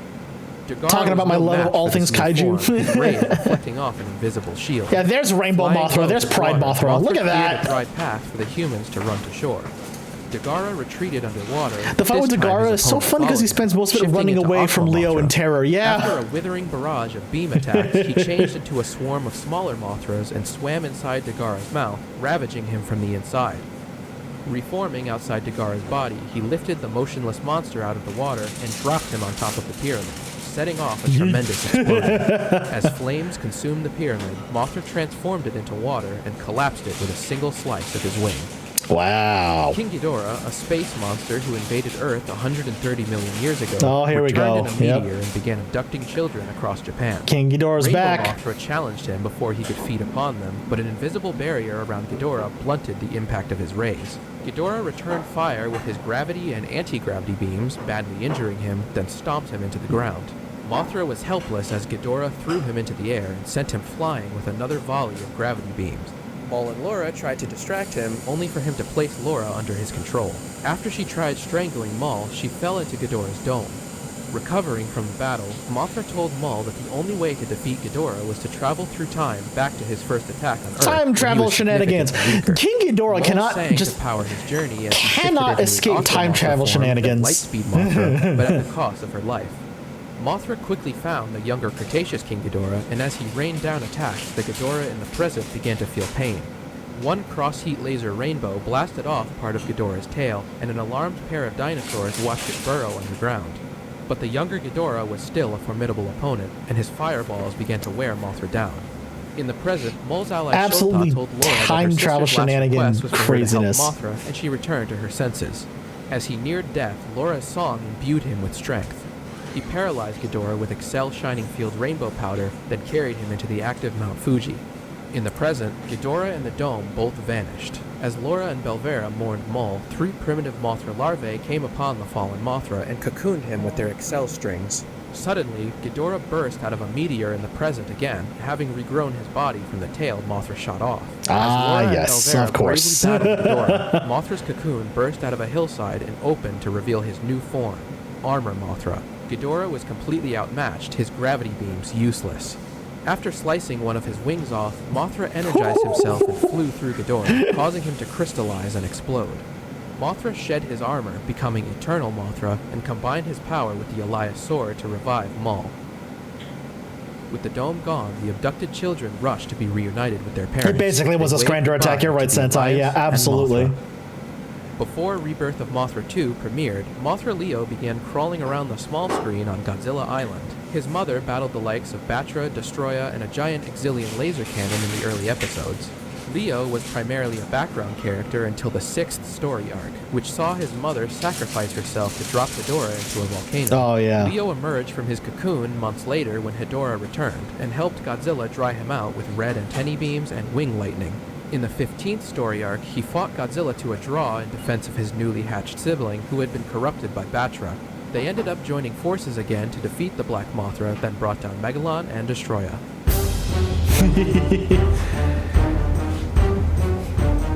Mothra Leo. Leo has so many abilities. Hold on to your butts, chat. Milky Whip to knock the seal of Elias out of Belvera's grasp. Her Hold other on to your signature butts, technique was chat. the pressure field, scales and lightning bolts from her wings.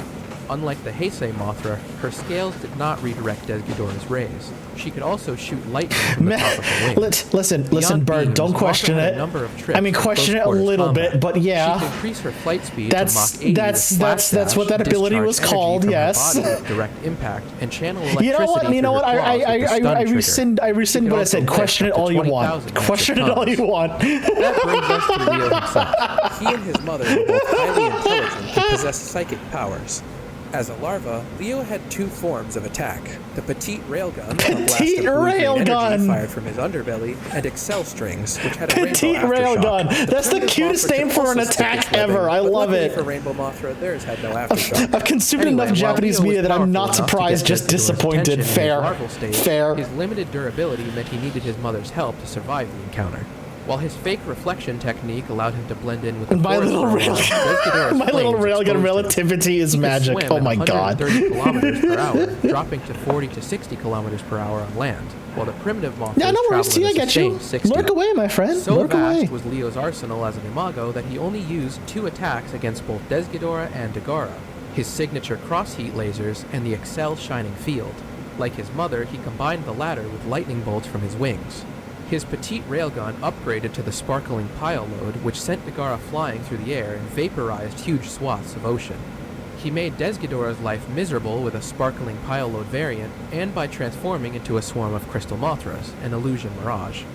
His That's finisher so was cool the Shine looking. Strike Buster, spinning above his Shine opponent to Strike unleash Buster, wings of that energy, sounds then like a crafting mecha giant attack, lens to focus honestly. the sun's rays into an Independence Day style laser. That sounds like After a the mecha battle, he attack. restored the Shine forest Strike to its Buster? original Come on. splendor with a pulsiphonic That's so shower. good. He also had a couple of That's rays so without flashy good. names, antennae lasers, and a traveling energy field granted by the Nilaikanai Temple. Leo could increase his already staggering Mach 15.5 Mach flight speed to Mach 85 with the 15.5? Excel Dash, getting the better of Desghidorah in a head-on collision. What? That was his greatest feat of durability Mach 80? against Did the that say Super Darkness Mach monster. 85? Head-on Hold for on. flight speed to Mach 85. Oh my god. I'm sorry, but wouldn't that shockwave like destroy everything around it? That is so much faster than the sound barrier. Hello? Almost as fast as 200cc in Mario Kart 8. Oh my lord, yeah, no kidding. With the Excel Dash. Excuse getting the me? better of Desghidorah That's in a head-on wild. collision. That was his greatest feat of durability against the Super Darkness monster. There's one speedy Dagara moth. Yeah, laid no him low kidding. with the thundering toxic Crimson Vortex, but he withstood an incredible amount of punishment after that. Upon becoming Rainbow Mothra, he generated a shining shield similar to his mother's pressure field, which deflected all of Dagara's attacks, though it was useless in the next movie. His In a couple of minutes, I'll be moving faster than light and time. Also fair. Also fair. And later severed one of Cretaceous King Ghidorah's tails. In ROM 2, he uses sparkling pile load rainbow to vaporize large swaths of water, though the beam isn't visible. He uses it more clearly against King Ghidorah in the following movie. Crazy. After Absolutely transforming wild. back from his aqua form, he dropped Dagara onto the Nilaikanai Temple with his psychokinetic Aurora power, then liquefied them with a Rainbow Buster. Rainbow Mothra debuted one more upgraded technique in Rebirth of Mothra 3, the Excel Shining Field Rainbow. The explosive powder paralyzed Ghidorah, allowing Mothra to pick up the 25,000-ton monster and fly him Jesus. into Mount Fuji. That was also the only fight where he got his claws dirty, drawing blood with a few swipes. In their first bout, he tried out a new attack called the Arrow Buster, though it didn't work any better than the others. Again, he takes a pummeling in this movie. Gravity beams, anti-gravity beams, a flying stomp, fireballs, having ouch. chunks of his wings ripped off. He really earned that 130 million year rest. Aqua Mothra could swim at 200 knots. Jesus He had Christ, 2 wow, different he's a rays speedy defined boy. as cross-heat laser aqua, He's a along speedy, with the speedy X boy. Thunder beam, which came in blue and a deadlier orange. He retained an aqua shield, though it merely absorbed attacks. He all but finished Dagara with Illusion Mirage Aqua. All of the Mothra's and Micro Mothra Leo's Mothra's attacks are Shine awesome. Formation Attack names are devastating his awesome, organs right? and Barem. After that, his Space Miracle Force Psychokinesis. All right, Rich, what's your fun fact? What do you got for me, bud? Aqua What do Mothra you got? returned briefly in Rebirth of Mothra 3 as an intermediary form for Lightspeed Mothra, who could, with Maul's assistance, fly at sub-light speeds to travel through time. Armor Mothra lost Basically, a bit of anything flight above Mach speed, dropping 25, to you a basically mere hit a Mach 15, re-entering but the gained atmosphere overwhelming stupidly offense and fast. defense. Oh, King Ghidorah yeah. threw everything That at checks. him, even a gravity beam triple tornado, and he kept coming. His armor cross-heat laser broke through the three-headed monster's barrier, but he dealt even more damage with the armor wing cutter, which lived up to its name by removing one of Ghidorah's wings in 2 hits. Strong Despite boy. his size, even his headbutt was incredibly powerful. He ended Ghidorah by flying straight through him with the Excel Dash Buster, causing him to crystallize and explode. In tandem with the Sword of the Elias Triangle, Eternal Mothra used Selphonic power to bring Full Maul back to screen life. headbutt, exactly. Since he never fought another monster, his other abilities I want to are make a unknown, Mothra but they're plushie. probably Oh, terrifying. Perso. That'd be cool, though. Like, legitimately. Here's a couple of cute bits from the set of the Rebirth of Mothra trilogy that aren't quite at home in the design section, but we still wanted to share. When shooting the scene of the dying parent Mothra and her child, Aw. Assistant Special Effects Director Yosuke Nakano was initially in charge of manipulating the props. For whatever reason, it didn't work out, and Mr. Kawakita got in the big pool himself and took charge of the performance. He stated that he worked very hard on the That's scene cute. with the intention of properly depicting the love between parent and child. And Godzilla co-creator Tomoyuki Tanaka's final special effects set Oh, visit wow. was to Rebirth of Mothra. Aw, A that's planning cool. credit for its sequel would be his last prior to his passing. That's and the neat. third film gave him a stealthy cameo in the Sonoda household. Very In cool. 1998, Very cool. Tentomushi Comics published Outrageous Flying Mothra, a wacky, extremely loose retelling of the trilogy. That's Highlights cute. include larval Leo wearing a Godzilla mask when he hatches, An underwhelming illusion mirage, Rainbow Mothra disguising himself as a tree, Armor Mothra faltering under his own weight, and a Mecha Mothra cameo. Oh my god, Magazine that's hilarious. Best of Kodo Comic also printed more straightforward manga adaptations of all 3 Rebirth of Mothra films, but stupidly never collected them in paperback, so none of us own them. Oh, that's Leo's unfortunate. video game debut was Mothra Tamagotchi in Whoa. 1997, followed in 1998 by Mothra Dream Battle for the Dreamcast VMU, which makes a brief Remember the appearance in Dreamcast Rebirth of VMU? Mothra 3. Holy crap. You'd think, with a move list so enormous it almost gives Tekken a run for its money, that he'd be found all over. But forms of his have only featured in 4 Godzilla games. Trading Battle, Kaiju Collection, the only video game to have Primitive Mothra in it, Defense Force, and Battle Line. Plus the Monster Strike and Pokémon Dungeons collaborations. Strangely, that's neat. Save the Earth put Rainbow Mothra on the cover, but based the Mothra in the game on the 1992 version. We don't have any proof that Mothra Interesting, Leo's name okay, was inspired by okay. the Western Zodiac. Still, it's interesting to note that the original Mothra hit Japanese theaters on July 30th, meaning the character was born under the sign of Leo. That's So kind of wait, funny. It's all Leo? That's all we have for Mothra Leo and Co. I've been It's Les. all Thank you for Leo? watching. Always has been. Always has been. All right, chat, I'm going to take a very quick break just so I can get something to drink and get some snacks, and we'll be right back with some more stuff, all right? 1 second.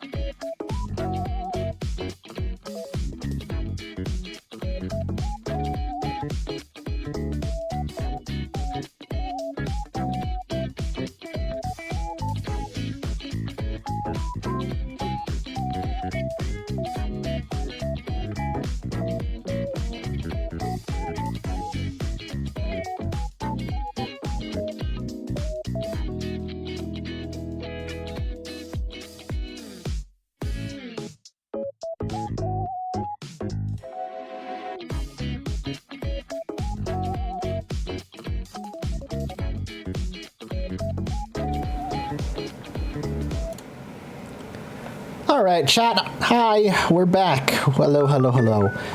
I forgot who it was. But somebody recommended me this channel, considering how much I love watching food videos, right? This channel is called Townsend's. And just from a cursory glance, from what I can see, this dude does some really cool things, like really authentic, old school style recipes, which I kind of want to check out, honestly. Yeah, Bird, you too? Yeah, I've seen none of this guy's stuff, but it looks really cool. And I know somebody mentioned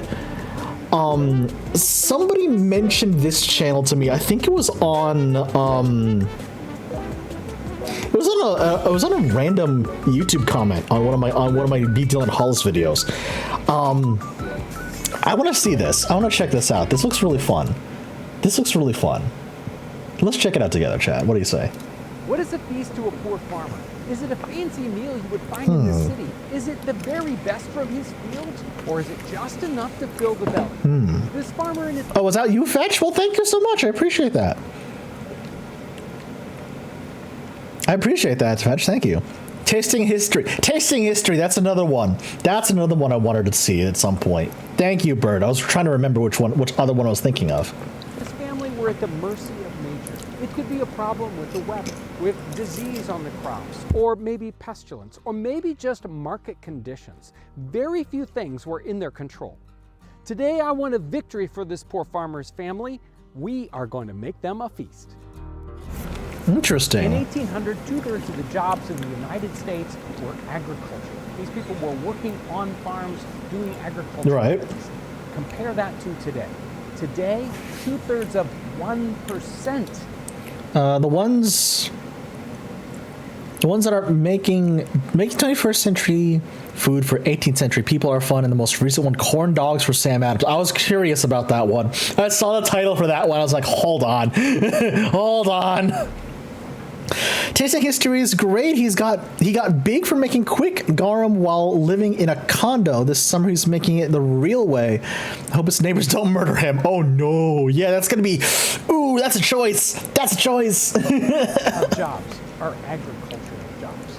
I grew up in farm country. There were fields on every side of our house, and we engaged in farming as a hobby. My father that's cool. was a toolmaker, a machinist. That man is gonna get assassinated. He really is. He really is. So I remember planting corn by hand, running tractors, harvesting corn, working with livestock, and so many of the families around us were doing almost exactly the same thing. Men would have a factory job, and then they'd come home and do a little farming on the side. I've seen agriculture change in the last 40 years, going from small tractors, small farms, and individuals to huge sort of factory farms, thousands of acres, and gigantic pieces of equipment. Yeah, it's massive. It's a wholesale change in what's going on with farming today. Agriculture has changed so much. The cornerstone for this family's feast is bread. It's not the classic white wheat bread, which is a high-end bread for the 18th century. This is a hearty bread made of 1/3 rye, 1/3 cornmeal, and 1/3 wheat. This isn't the lowest of the low, which would be just corn or just corn and rye. But with the addition of the wheat, this that sounds like a solid bread, though. Hello, wait a second.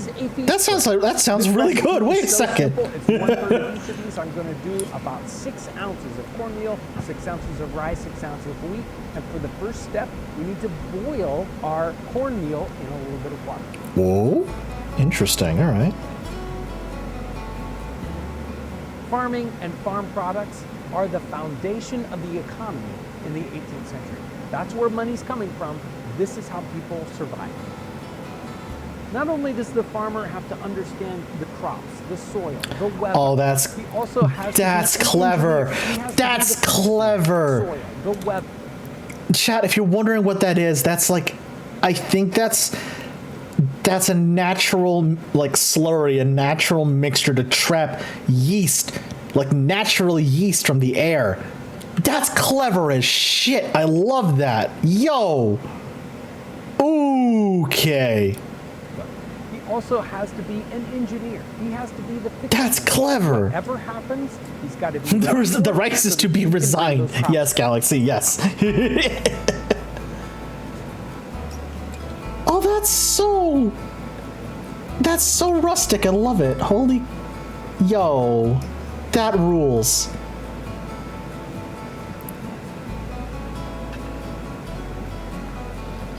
Farming is the most common occupation in North America in our 18th That's really good. The farmer is feeding not only... That honestly, legitimately, by the way, that mixture of ingredients just sounds like a really good loaf of bread. I'm not even kidding. Even in the 18th century. A farm in the 1700s looks completely different than a farm does today. Farms in that time period were very small, usually something like one man and his family could handle. And they were growing multiple kinds of crops. So they would have 3 or 4, maybe 5 different crops growing in a season, so they could rotate those around. And it was probably a lot more like a small market farm is today. So we can see in our mind's eye this perfect little 18th century farm, and we can idealize that. I'm trying to mute because I got snacks on me, but I'm trying to mute so you guys just don't hear me chewing all the time. So many difficulties.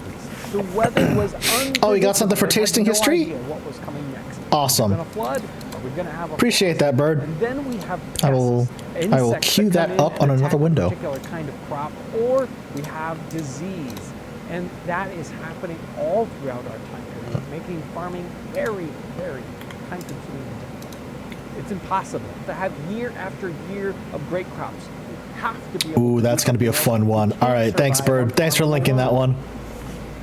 The richest part of our meal will be Townsend has a video about them building that oven. Ooh, very cool. Perfect thing. It shows up in the colonies all the time in the 18th century. Very, very common. And chicken is wonderful because you don't have to preserve it. If you're butchering a chicken, it's perfect for one meal. All the ingredients come from a local farm, whether we've got butter, milk, the mushrooms, the chicken, and the recipe is a very simple one, right out of Hannah Glass's cookbook, The Art of Cooking. Ooh, interesting. We start this off by skinning and deboning our chicken, and then taking the pieces and stewing them over the fire in a little bit of water and milk. Interesting. Okay. Huh. Once they're tender, we're going to remove those and create the sauce with a little bit of butter and cream and mushrooms.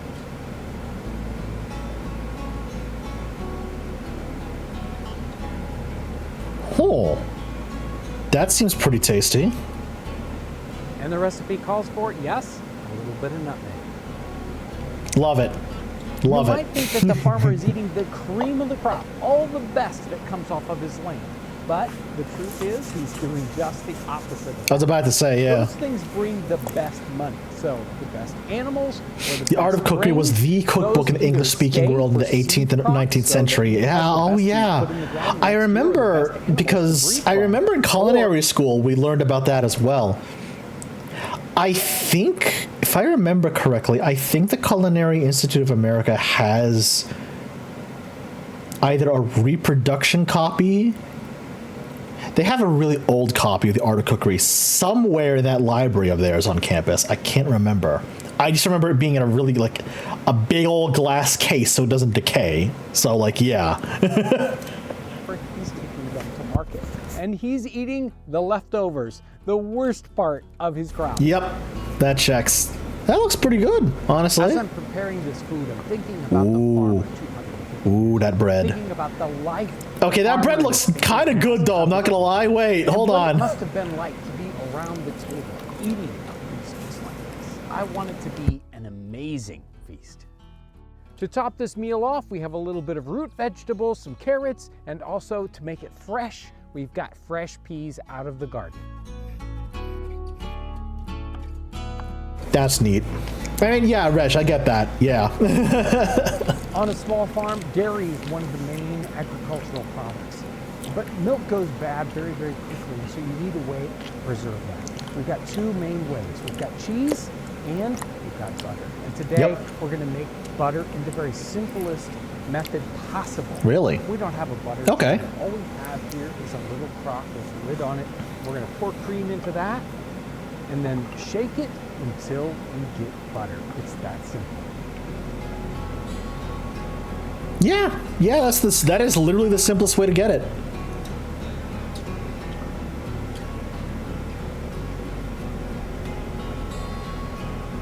that's got to be super fresh too. Holy cow. Ooh. The life of the farmer 250 Nice. years ago is one of continual toil. He's working from dawn till dusk. And it doesn't matter Oh, that whether looks so it's tasty during the though. spring, Hello? in the summer or the fall, or even when you get into the winter. He's doing something every day to keep his family alive. He's always got to worry about what the weather's going to be like. He has to worry about whether there's a problem with his crops or his livestock. There is never a time to rest. Eating a meal like this would be one of those circumstances where you could sit back and relax, maybe just for an hour or two, not think about those concerns of the day, enjoying the people you're with and the time that you have together. This is the Poor Farmer's Feast, and it is very good. That's honestly, that looks like a solid ass meal. Holy cow. That's really good. Yo, I like this channel a lot. Yo, I like this channel a lot, actually. Wait, this is really cool. I see 2 videos immediately I want to check out next. 3 videos, actually, because I love me some whiskey. All right, chat, here we go. I think I found another channel I have to keep an eye on, because this rules. This is really neat. Honestly, this is really, really neat. You and I are on a mission.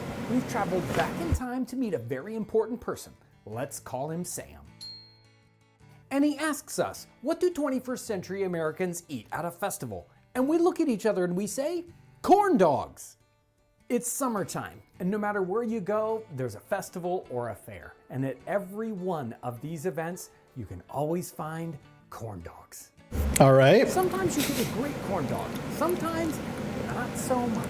Yep, How can we fair. make the best corn dog ever? Entirely fair. Oh, Fetch, don't worry. I hit the subscribe button already. And all we have with us Just like y'all should hit the subscribe button to me as well. Hey, yo. this amazing corn dog with only the ingredients and techniques that we find here in the 18th century. This is going to be Sam interesting. has been elected governor of Massachusetts, and we want to celebrate. We want to make it an amazing treat. I had to do digging on this one. Finding an 18th I wonder how he does century this. This is corn going to be really dog, interesting. well, it's not fair. So we have to look for parallels in similar items, especially if we can think about Okay. street food. We have a phrase, which is kind of like a pancake with meat. That's getting close. We also have a German recipe from the late 18th century, which has a bratwurst with dough on the outside. That's getting pretty close. Yeah, We that's also have close. something that's street food, which is It's like those videos where blacksmiths trying to create swords like using old school techniques. Oh, yeah. Oh, absolutely. Men at Arms does a lot of those. I think we're getting there. Our biggest challenge will be the hot dog. There's nothing like a hot dog in the 18th century, so we're going to substitute a superior meat, and that is the sausage link. And if we're being Hey, honest, very good. I don't think anybody's going to cry over leaving the hot dog behind. Each of the ancestor recipes we've done before all have a batter. And in this batter, it's going to be a very simple one. We don't necessarily have a recipe, but we do have Oh, Perso, you're a fan of Men at Arms too? Hell It's a yes. simple batter. Normally, Yes, I it's love their flour, videos. They're so milk, good. eggs, and a little bit of salt. They're so Of course, good. since this is America and the 18th century, and it's a corn dog, we want to have corn in there. So we're going to mix our batter with 50-50 regular flour and corn. And cornmeal? Oh, And baby, to make here we that go. Classic corn dog flavor. Yep. A little bit of sugar also. So a very simple batter, and we're going to make the batter first so it has a little time to set. Let's mix our dry ingredients. We have 1.5 cups of cornmeal. We also have 1.5 cups of all-purpose flour. Along with those, we have sugar, maybe 1/4 cup of sugar, and a little bit of salt and a little bit of pepper. Nice, nice, We're gonna nice. Mix those up until they're consistent within the entire batch, and now we can add in our wet ingredients. Our wet ingredients are... This is a classic corn dog batter, yeah. Uh-huh. I moved through my life, never really think about corn dogs until some guy on YouTube shows up and makes one every few weeks, and I would murder someone for one. Yeah, that checks. This looks like Honestly, I would love a corn dog right now, goddamn. It's going to thicken up. I'm going to set this aside, and I want it to thicken up for 20 minutes, 30 minutes. We'll adjust the batter at that point so it sticks properly to the outside of our sausage. Now remember, Mr. Adams never heard of a hot dog, that's for sure.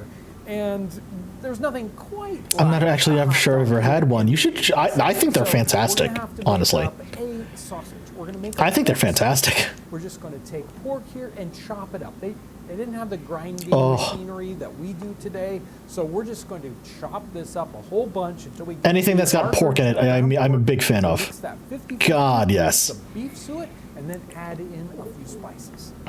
The next part of our sausage is adding the extra fat. Yes, we have to add extra fat. That's the only way to make a sausage.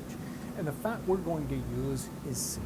Suet is a special kind of fat. We can't use lard here. Lard will not work. It'll just make Don't tell Dylan about the lard. Don't tell Dylan about the lard. He's gonna have an aneurysm. It's a very high temperature fat. It melts at a much higher temperature, and therefore we can easily mix it with our meat, and as it cooks, His nemesis. pockets in our sausage that makes it not just this dense chunk of meat. And that's what we're really looking for. Suet is kidney fat. It forms around the internal Yep. organs in the Yep. cow, and it is a completely different consistency than muscle fat. Muscle fat turns to oil almost immediately. You can't really make it harden up. It just turns into just a paste, really, and is not usable at all. This suet is a lot more like wax. And in fact, sometimes we use it for candles in the 18th century. True. Yeah. And it is perfect for I was about to say, I'm pretty sure they use it for something else, and lo and behold. I only ever work with suet for bird feeders. Yeah, my mom, where I used to live, we had a bird feeder that used primarily suet for bird feed. We had so many birds in the backyard back in the day. Okay, those look good already. Like, holy crap. Ugh. Can I get those? Can I just get those right now? God damn. Batter them to cool off. Those look good. Just give Mr. Adams a corn dog, right? We have to make it something a little bit more than that. So we're going to make a special something to go along with that. Classic fare food. We're going to do onion rings. But these onion Let's rings go. we've done in the past, they're so good, and they're extra special because it's done with Parmesan cheese. Hello? The recipe for this is 3 eggs whisked up. We need 5 tablespoons of cream. Wait. We need a 1/4 cup of flour and 5 ounces of Parmesan cheese finely grated. Why didn't... Wait. Hold on. Parmesan cheese in the onion ring batter. Oh my God, yes? Yes, I'm here for this. Holy crap, I am here for this. You can also add a little bit of salt, also some pepper.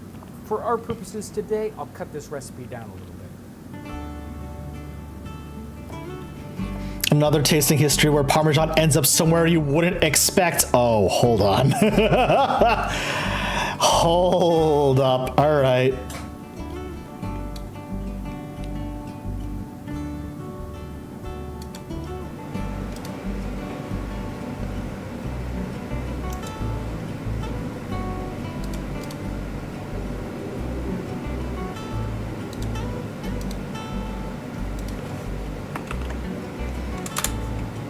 Oh, God, that all looks so good. What the hell?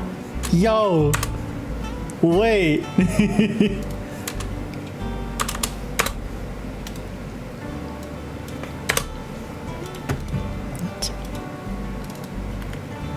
What the hell? That was weird. I really want this to be great for Mr. Adams. And this looks great. Yeah, that looks pretty good. So here we go. Onion Honestly. ring first.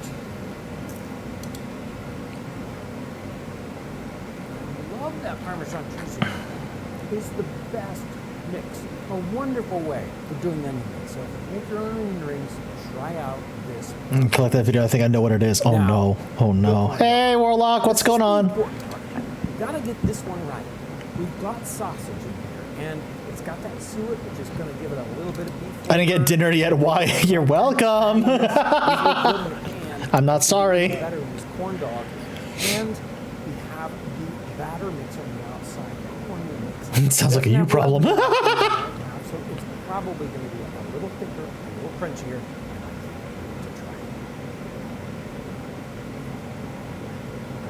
Oh. Oh, that looks so good. Hello? Even though it doesn't have nutmeg in it, this is the best corn dog I have ever had. And I have eaten a lot of corn dogs. I love it. You're going to love it. And Sam is going to love it. Woo-wee! All right, hold on. I gotta see these videos now. I need to see these videos now. Which one should we do first? All right, I think I know which one we're gonna do first. Bird, you recommended this to me, so let's check it out. Because Tasting History is another channel I think a lot of people have said I would like, so yeah. Oh, that's muted. My bad. I love ketchup. I mean, I wouldn't put it on a steak because I'm not a psycho, but really, French fries are just a socially acceptable way for me to get ketchup to my mouth. But would I feel the same way if I was eating ketchup 250 years ago? Like with this 1787 recipe for white ketchup from England. Who knows? What? But thank you to HelloFresh for sponsoring my attempt to make it as I explore the history Interesting. of ketchup. This time on Tasting History. Interesting. All right. All right. So, before we get started, I have an announcement, and it is a big one, so you're going to want to write this down. Next spring, I'm trying to catch us up on ketchup. Much anticipated It's Tasting History. Galaxy Prime, no. What a lovely cover. And it's actually already available for No, pre-order stop that. online and will be coming out on April 25th, 2023. Oh, It has okay, some so of the that means best it's definitely recipes from out the by show, now. From Ooh. Melosomos to Parmesan ice cream, and there will be new recipes that I haven't done here on the show yet. So I will put links in the description to where you can buy that. At least I was vague. And I will make So. sure to keep you updated as we get closer to the release date. But for now, let us focus on ketchup. Or is it catsup? Ketchup, ketchup, ketchup, ketchup. Now, as the debate over the spelling of ketchup rages on, there is one debate that is settled, and that is that ketchup has tomatoes, right? Well, maybe today, but not in the past. Hey, Soulkeeper, how are you? And this is just such a recipe. I'm doing fine. We're just hanging out and vibing and watching stuff today. It comes from the 6th edition of The Lady's Assistant. Hope you're doing well. Hope you're doing well. The table by Mrs. Charlotte Mason from 1787. 1787. Wow. Take 1 quart of white wine, 1 pint of elder vinegar, and 1 quart of water. Half a pound of anchovies with their pickle, half a pound of horseradish scraped, 1 ounce of shallots bruised, 1 ounce of white pepper bruised, 1 ounce of mace, 1/4 of an ounce of nutmegs cut in quarters. That's a lot. Boil all together till half is consumed. That is a lot. Dark King, how are you? Hello, hello. Bottle it for use. It is proper for any white sauce or to put into milk and butter. A considerably well-written recipe, considering it's from the 18th century, but it doesn't. Interesting. What is an anchovies pickle? I'm curious to know as well, Rich. Working overtime to just try to catch up on videos, and so after a full now for this recipe, what you'll need is 1 quart or 1 liter of. I'm good. Life's gotten busy. What I say? I find I relax. I've been keeping up with Twitter and YouTube, even though I can't make it to stream. Oh, it's appreciated. I thank you so much, Soulkeeper. I really appreciate that. Thank you. I hope he doesn't mean mace the weapon. No. Mace the spice, not the weapon. The spice. White wine. 2 cups or 475 milliliters of elderflower vinegar. Elderflower? Whoa. Easy to find, but you can get it online. I'll put a link to where I got mine, but you can also make your own if you have fresh elderflower. I love that emote Sentai. That's so good. Vinegar in it, and in about 2 weeks, you'll have elderflower vinegar. 1 quart or 1 liter of water, a half pound or 225 grams of anchovies. It's a lot of anchovies. And these need to be salted or brined anchovies and not anchovies in oil because you actually need. Hey, Dark Gold, what's going on? How are you, buddy? Welcome. It's a lot of salt. A half pound or 200. An anchovy to tickle your pickle. 1 ounce or 28 grams of shallots. 1 ounce or 28 grams of whole white pepper. 1 ounce or 28 grams of whole mace. By the way, that is a lot of mace. That's a lot of mace. Wait a second. Holy moly! I would have used that much mace in anything. Jesus Christ, that's a lot. I've also been cooking a bit more. I made family some steak burgers for 4th of July. Nice. Oh, that sounds good. That sounds real good. Grams of whole mace, By the way, that is a lot of mace. I use that amount of mace in like 20 recipes of That is anything wild. else. So this has now become one of the most expensive dishes that I've ever made, simply based on some of these ingredients. They're nuts. That's crazy. And a 1/4 ounce or 7 grams of nutmeg cut into quarters. And that's a lot easier said than done. How much? Yeah, what the hell? Can be a tricky business because it's round. I'm alive, so I be guess. very, Then white very middle-aged Now, woman, first, aka drinking brews wine are while watching shallots murder and white documentaries. pepper. And the shallots, very, Very cute. nice. Kind of mash them a Very little nice. Bit, but don't like grind them up. The white pepper is a little different because Oh shoot, I just I've dropped never heard something. that Hold on. term bruise Chat, be right back. Hold on. associated Ah. with part of peppercorn. So I'm going to assume it's I got the it. same. I got it. Oh She god. wants us to grind Ah, it, but no. not into a Ah, now I powder, just which missed makes the- sense because later on we're going to strain things, so Okay, that's what we're good. Then take a I had to large I had to pot get and pick up add something I anchovies, dropped. Horseradish, shallots, pepper, mace, and nutmeg.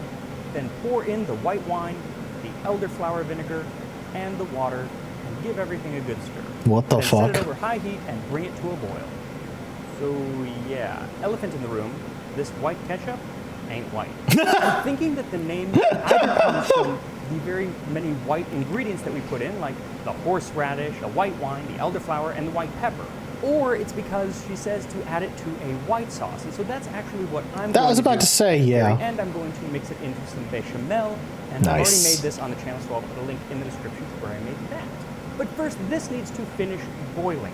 And this pot Yeah, of dark gold. boiling No, you didn't anchovies stutter. and White other ketchup. stuff That's a thing. That's what we're witnessing right now. First videos, and that was quick garum. Oh, God. And when I made that video, I was living in a little apartment and had a bunch of neighbors, so I couldn't make fermented fish sauce. Which Oh, is no. How garum is supposed to be made. But now I have a backyard, so I do plan on making actual fermented garum. No. The interesting thing is, this recipe. No, will be boiling someone is gonna shoot this man while he's making garum. No, that is such a bad idea. The smell. Oh no. I said that and I meant it. No, I know, Rich. I know. Oh God, that smell is gonna be unbearable. Oh no. fish that reminds me of the quick garum makes sense because it turns out ketchup got its start as fermented fish sauce. Huh. Now, while today's recipe put me in Huh. of garum, the ancient Roman fermented fish sauce, the fermented fish sauce that ketchup descends from comes from much further east, from Southeast Asia, where they still use a lot of fermented fish sauce. Yep. The oldest I can recipe comes from listen the- as someone who grew up in a Filipino family. I can guarantee you, fish sauce makes its way into every goddamn recipe. Fish sauce makes its way into every goddamn recipe when you least expect it. When you least expect it. From around 544, and it tells of a Han emperor. That was some good who chased pronunciation. these barbarians Wow. all the way to the sea. And when he got there, he smelled this interesting and very pungent aroma. He asked his emissary to go figure out what this was. And when the emissary came back, he said, "It is simply a fermented paste made from fish entrails. Take the intestine, stomach, and bladder of the yellow fish, shark, and mullet, and wash them well. Huh. Mix them with a moderate amount of salt and place them in a jar. Okay. Seal tightly Yeah. and incubate in the sun.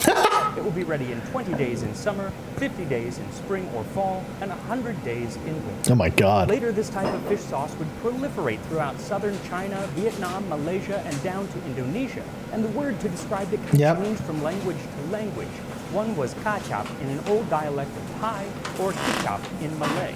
And at the time, these could refer to several types of soy sauce, Yep. some of which were made with fermented fish. Now, Dutch traders seemed to enjoy it and began shipping it back to Europe. And then in the late 17th century, British traders came into contact with the sauce as well. And by That checks, 1711, okay. in an account Yeah. of trade in India, the British trader Charles Lockyer said that soy comes in tubs from Japan, and the best ketchup from Tonkin. Yet good of both sorts are made and sold very cheap in China.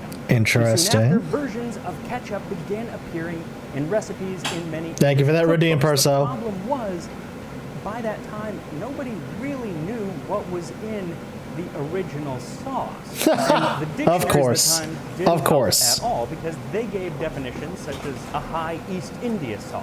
Right. That being the entire definition from a slang dictionary from 1698. And if you are looking for a bit of a diversion later on, might I suggest thumbing through a new dictionary of the terms ancient and modern of the Canting Crew. It was supposedly written to catalog the words that were being used at the time by London's more unsavory population. Oh no. And it claims it's useful for all sorts of people, especially foreigners, to secure their money and preserve their lives. Its body and its narrative is to a modern reader, so I'll put a link in the description to where you can read that online. But I digress. Now, with such a vague description for ketchup, it kind of left the recipe writers of England at a loss. I was about to say, how would you even begin to reverse engineer this? Be. And so lots of different recipes. How in the hell would you even begin to reverse engineer something like this? Pop up, none of which have any soy in them, and I don't think any of which are fermented. While some still do feature fish, others are as diverse as walnut ketchup, a favorite of Jane Austen, pudding ketchup, which was more of a sweet and spiced brandy, oyster ketchup, pickled mango, orange juice, onions, mussels, lobster, grapes, cranberries, cucumber, apples, liver, and rum, just to name a few. There was even one recipe which called for a gallon of strong stale beer to be added with the anchovies, ginger, shallots, and mushrooms. That just sounds like a good time. Mushrooms are actually what became the dominant ketchup of the 18th and early 19th century. Okay, yeah, that checks, that checks. Ketchups were actually likened to soy sauce, at least in its consistency. And sometimes it was actually called mushroom soy, and then sometimes it would be mushroom ketchup. They used the term interchangeably, neither of which had any soy. But one reason that that's wild. So popular was that I heard rum. I would love some rum right now. You're kidding me? Actually, no, I have some. What am I talking about? Wait, hold on. That has not received the least damage. And it seems that mushroom ketchup was the last type of ketchup that was okay to put on steak. Because in William Kitchener's Cook's Oracle, he begins the chapter on broiling with a poem that ends, "And for skill in such cookery, your credit will fetch up, if your broils are well seasoned with good mushroom ketchup." And just like the recipe today, it's not meant to be used as a condiment, but more as an ingredient. Okay, sure, why not? Or gravy or stock. Kitchener also includes one of my favorite puns about ketchup ever. He says that those who are for a superlative ketchup will continue the boiling till the mushroom juice is reduced to half the quantity. Okay. It may then be called double ketchup or dog sup. Hilarious. And to make this wonderful pun, he has to change the way that he spells ketchup all the rest of the way through the cookbook. But it seems that that's okay. What the hell? I found over a dozen ways to spell ketchup in the 18th and 19th century. Oh my God, really? By 1831, that number had reduced to 3. Ketchup, catsup, or ketchup. These 3 words indicate a sauce of which the name can be pronounced by everybody, but spelled by nobody. In this book, the domestic chemist says that ketchup is only made with either mushrooms or walnuts. So, by 1831, never seen ketchup with walnuts in it. What the fuck? Ketchup is now a false ketchup, as are all of those other types of ketchup, including the tomato. Now, the first tomato ketchup recipes appear shortly after 1800. The word ketchup is going to lose all its meaning to me at this point. Like, legitimately, it's going to lose all its meaning to me at this point. My God. Love apples. Love apples? I'm sorry, rewind! Who prefers to call tomatoes love apples.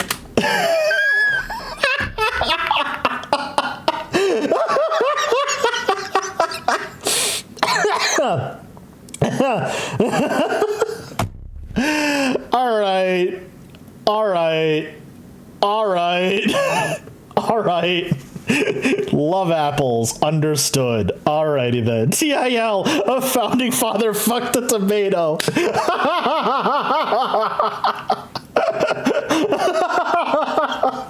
Oh my God, this is wonderful. Bird, thank you for recommending me this channel, by the way. Jesus Christ. This is so good. But his recipe, which had brandy and spices, was much more like a tomato sauce than anything that we would recognize as ketchup, and it didn't really take off. See, tomatoes were still coming into their own after centuries of Americans and Northern Europeans thinking that they were poisonous. I do remember that, yes. About in my video on tomatoes. And the reputation of a lot of people thought tomatoes were poisonous back in the day. Like, a lot of people thought that. It was made in a copper pot, typically, and the acidic tomato would have a chemical reaction with the copper that would become ever so slightly poisonous. Yep. Strike one. Strike 2 came in the form of tomato ketchup's really short shelf It life. was their dishware, Other yeah. ketchups could last years on the shelf after bottling, but tomato ketchup could last maybe months before mold and yeast began to grow. Not a bad thing if you're making it at home and you're going to eat it in a few days. I meant the part that tomatoes are technically the same family as nightshade. Also true. Tomato ketchup, Also bottling true. it, and putting it on store shelves. So it's a bad thing when your product goes bad after a couple months, and even a worse thing when, to preserve it, you use benzoic and salicylic acid or even coal tar to help the color turn red. Ah. And in 1863, Well then, yeah, that'll do it. Look cautioned people to beware what is sold under the name of ketchups. Many cases of debility and consumption come from eating such stuff. And another writer claimed that the tomato You ketchup don't sold say. in stores was poor stuff made of dubious ingredients and the fruitful source of indigestion and other disorders of the stomach. And so bottled tomato ketchup earned a reputation for being filthy, decomposed, and putrid vegetable substances. Strike 3. Just when you thought tomato ketchup was out. And then a hero comes along. And that hero was Henry J. Heinz. Actually, he was there not he the is. only one to do this. There were several Yet people another working case on of the white problem. people saying It's just flavors no too thanks. spicy for And them. he's really not Shaking a my hero, goddamn head. but he Every was time. very, very good at marketing. Yep. Now, Heinz actually got his start in the exciting world of horseradish, which, using his mother's own recipe, he bottled and sold. What made him different was that he bottled it in clear glass, and so he could tell his customers, look, I'm using clear glass, hence I have nothing to hide. His pitch worked, and the business called Heinz & Noble took off, and they started selling other things, including pickles and sauerkraut, incurring a lot of debt along the way, which was a bad thing when the panic of 1873 set in and all the creditors wanted their money back. Welp. Heinz & Noble went bust, but Heinz was not deterred. It took him a few years to get back up on his feet, but he did, and this time it was with his brother and his cousin.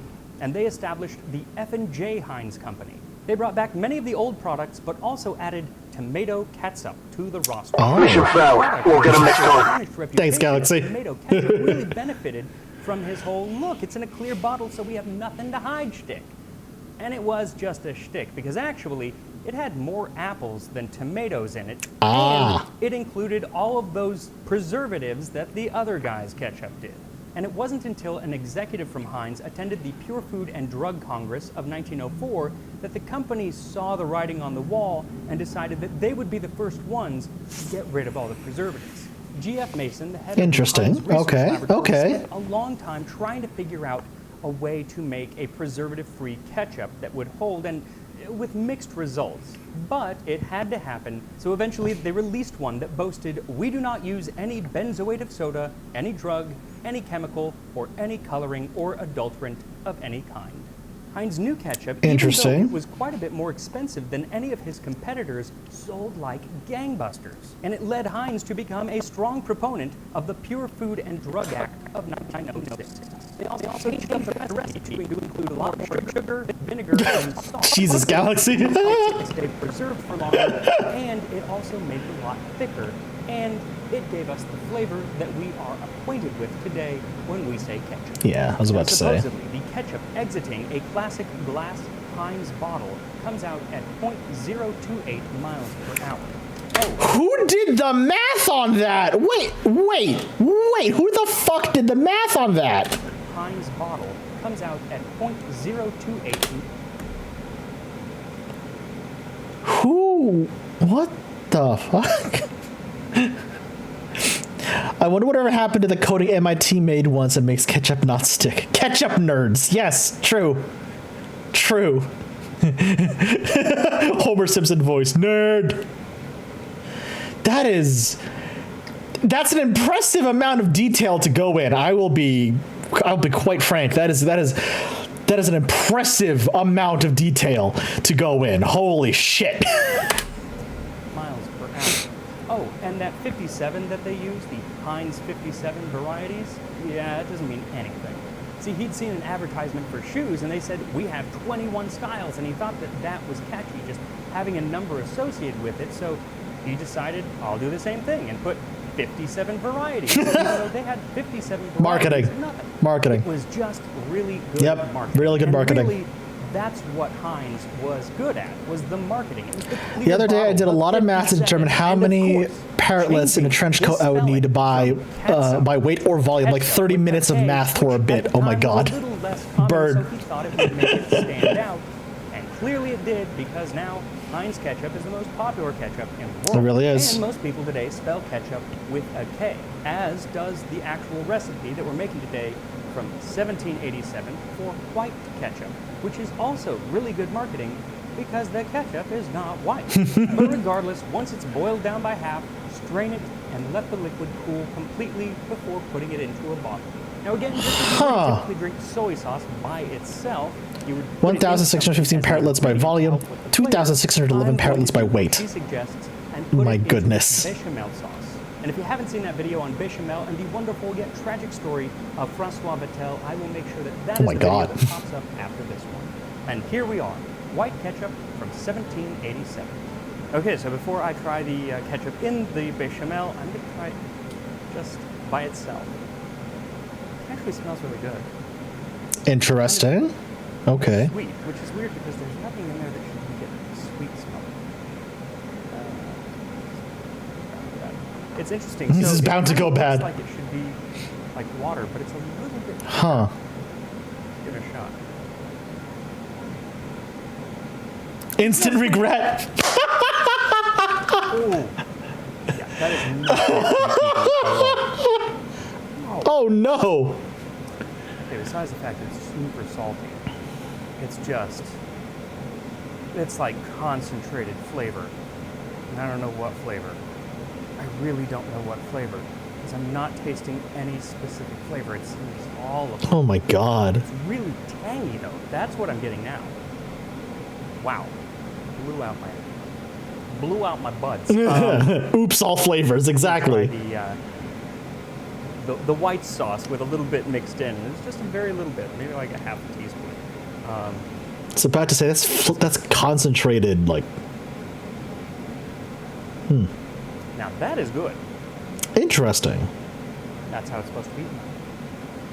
As she said, that is how it's supposed to be eaten. So when it's mixed with something kind of creamy and neutral, it adds this tangy zest, making it almost like a tartar sauce. Okay. With like a weird umami, very savory note to it. That's very interesting, and I actually like it. That's not bad. Like with a French fry, because that is how you're supposed to eat ketchup. Oh, okay. Ooh, that's kind of nice. So while I'm not going to be swapping it out for my beloved tomato ketchup, I do think it's pretty good. Granted, I wouldn't make it again. It's not good enough to go to all the trouble and the expense. It's very. It's about to say that's a lot of really expensive ingredients. It's a fun experiment. So make sure to go check out Tasting Interesting. Interesting. Bird, what was the other one you sent me? Oh no. Oh. Oh. Well, I'm ready for whatever this is going to entail. Let's go. Chocolate peanut butter ice cream. That is my favorite flavor, and not what we're making today. No, today we are going back to the 18th century and making a Parmesan cheese.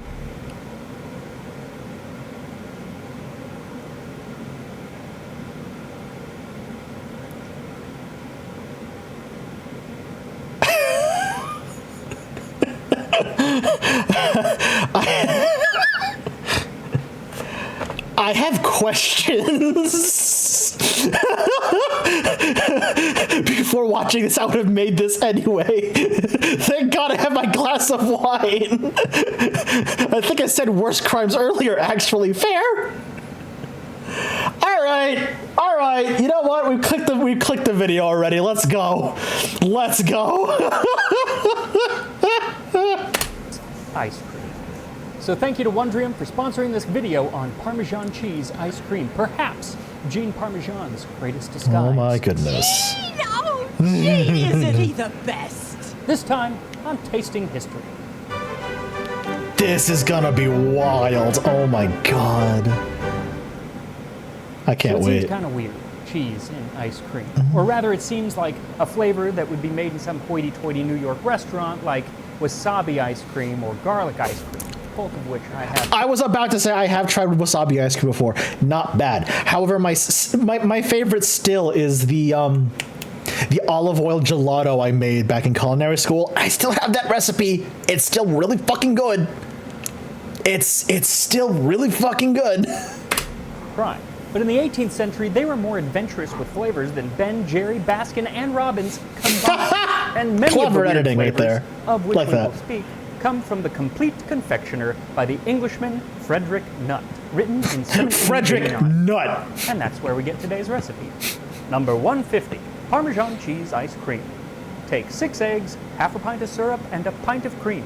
Put them into a stew pan and boil them until it begins to thicken. Okay. Then rasp 3 ounces of Parmesan cheese, mix and pass them through a sieve, and freeze it. It's actually really simple, and since it was written before the imperial pint was around, I didn't have to do a lot of math to make the conversion to modern American units. So for this recipe, I need 6 eggs. 6 medium eggs to be specific, because eggs were smaller back then, but if you are using extra large eggs, use 5, and it's not going to make much of a difference. Also, what does make a difference is they need to be at room temperature. Yes. 1 cup or 235 milliliters simple syrup, 2 cups or 475 milliliters heavy cream, and 3 ounces or 85 grams freshly grated Parmesan. And it has to be freshly grated, because if you buy pre-grated, they usually add other things to make it so the gratings or shavings don't melt together, but that's also going to make it so they don't melt in the ice cream. That's going to be gross. I was about to say this is going to be pretty first, gross. whisk your room temperature eggs in a medium saucepan, and then add the cream and the syrup and whisk to combine. Okie dokie. Then set it over a low heat on the stove, and don't be tempted to raise the heat because you don't think anything's happening, because You're going to end up with scrambled eggs. Also, Yeah. once it does start to get warm, you'll want to start stirring it continuously so it stays perfectly smooth. Now, Yeah. it should start to thicken right around 170 degrees Fahrenheit or 76 degrees Celsius. And you don't want to let it go too much above that because, again, scrambled eggs. Yep. If you don't have a thermometer, you can just do it by taking a spoon, dipping it in the custard, and running your finger over the back of the spoon. The nappe If it leaves test. a defined line, your custard is ready. The nappe At this test. point, take the pan off Yeah. the heat and add in See, the Bird knows what I'm Parmesan talking cheese, about. Hell whisking yes. until it's all melted. Then pour the mixture through a sieve into a clean bowl and let it cool. And speaking of cool, The nothing is nappe cooler than test. learning. And a great It's the way to nappe learn is test. with today's sponsor, Every chef Wondery. knows that. Your brain is going to love this place. Now, if you've watched this channel before, you've probably heard me talk about the Great Courses Plus. And the team over there has taken the Great Courses Plus and, in the Is words it of called Walt that Disney, because you plus, did they've it on the added a nape of bunch someone's new neck? stuff No, to no, no, no, create. no, no. So if you've ever wondered about pretty much anything, Wondrium is going to be your new favorite place. And they are offering a free trial for the viewers of Tasting History. Just click the link, wondrium.com/tastingshistory in God the damn it, description Rich. below to start your free trial today. Funny. Now, once your Parmesan custard has cooled, it is time to freeze it. Now, you Chill can out. use an old-style manual churning and freezing technique, or you can use a modern one. They pretty much tend to do the exact same thing. But regardless of what you use to churn your ice cream, go ahead and hit that like button, and as your ice cream churns, let me churn you up the story of ice cream. History. So Oh, ice that sound foods effect and that ice plays is drinks great. are really nothing new. The ancient Romans and the Greeks both took mountain snow and put honey and wine over them. Yep. And Athenaeus describes Greek ice houses to keep it cold. In the island of Kimolos, underground refrigerators are constructed in summer, where the people store jars full of warm water and draw them out again as cold as snow. Well, how about that? Now, further east, in China, during the Tang Dynasty, they were heating fermented milk with camphor, then letting it cool and pouring it over ice. And in 4th century Japan, Emperor Nintoku declared June 1st to be National Ice Day, though he was using it mostly to chill his sake. Nothing wrong with None of that. these would really be considered ice cream like today. The fermented milk is probably the closest thing. Now, the next real step in ice cream's evolution, which actually didn't involve cream, took place Really? in 11th century Arabia and Persia. They made something called sharbat, or sherbet. Ah, and we get a detailed description of it from Sir interesting. Thomas Herbert on his travels So that's to where Persia that in word the comes from. 1620s. Oh, that's cool. Their liquor is sometimes their water, sugar, rose water, and juice of lemons mixed. and sugar confected with citrons, violets, or other sweet flowers. And for the more delicacy, sometimes a mixture of amber. This we call sherbet. That liquid was then poured over crushed ice or snow, much About like to say, pretty sure sherbet was the cousin then, yeah. Finally made its way to medieval There's a Simpsons joke in there somewhere. I'm not sure, but I'm going to be confusing this video with something else. Fair, Perso, fair. Likely not Marco Polo, even though he almost always gets the credit. But when it did get there, they called it sorbetto, something the French would later call sorbet. Yes. Sorbet? My kids do not eat sorbet. They eat sherbet, and they pronounce it sherbet, and they wish it was ice cream. There it is. There it is, Perso. There it is. In 1558, Giambattista della Porta described a wine I just feel like culinary anthropology. This channel scratches that itch. It's really good. Saltpeter. It's really, really good. Salt. Now, that combination had been used in freezing and preserving foods all over the world for a very long time. This channel's really good. Holy cow. That it was used to make anything like ice cream. Uh-huh. Now, it's also around this time that doctors began to weigh in on the dangers of this cold dessert. Huh. Cold food and drink had been taboo since Hippocrates and Galen, for as the Byzantine physician Antimus wrote, the stomach grows chilled and loses its efficacy.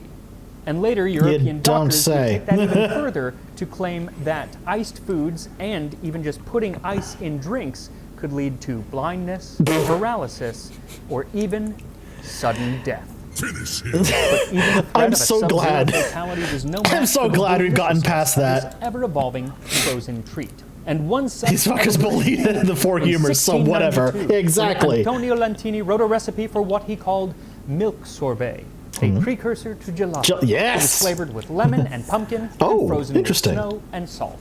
And it really only took one more ingredient to make ice cream, and that was eggs.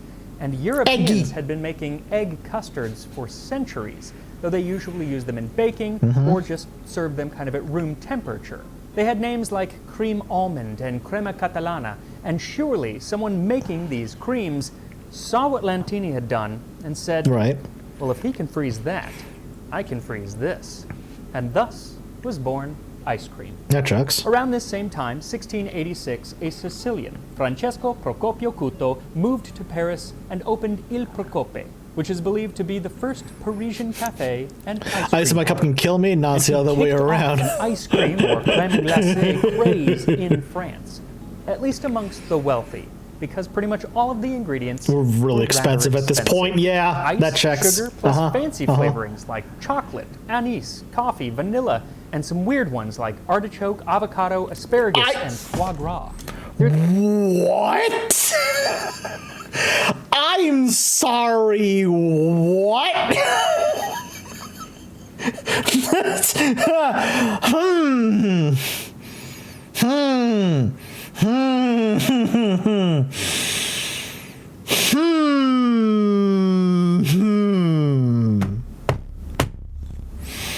No, sir, don't like that.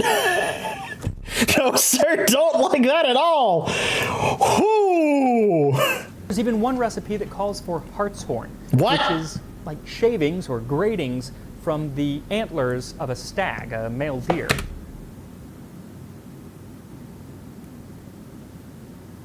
What the fuck were people on? What the fuck were people on? Oh my god. The French must be stopped.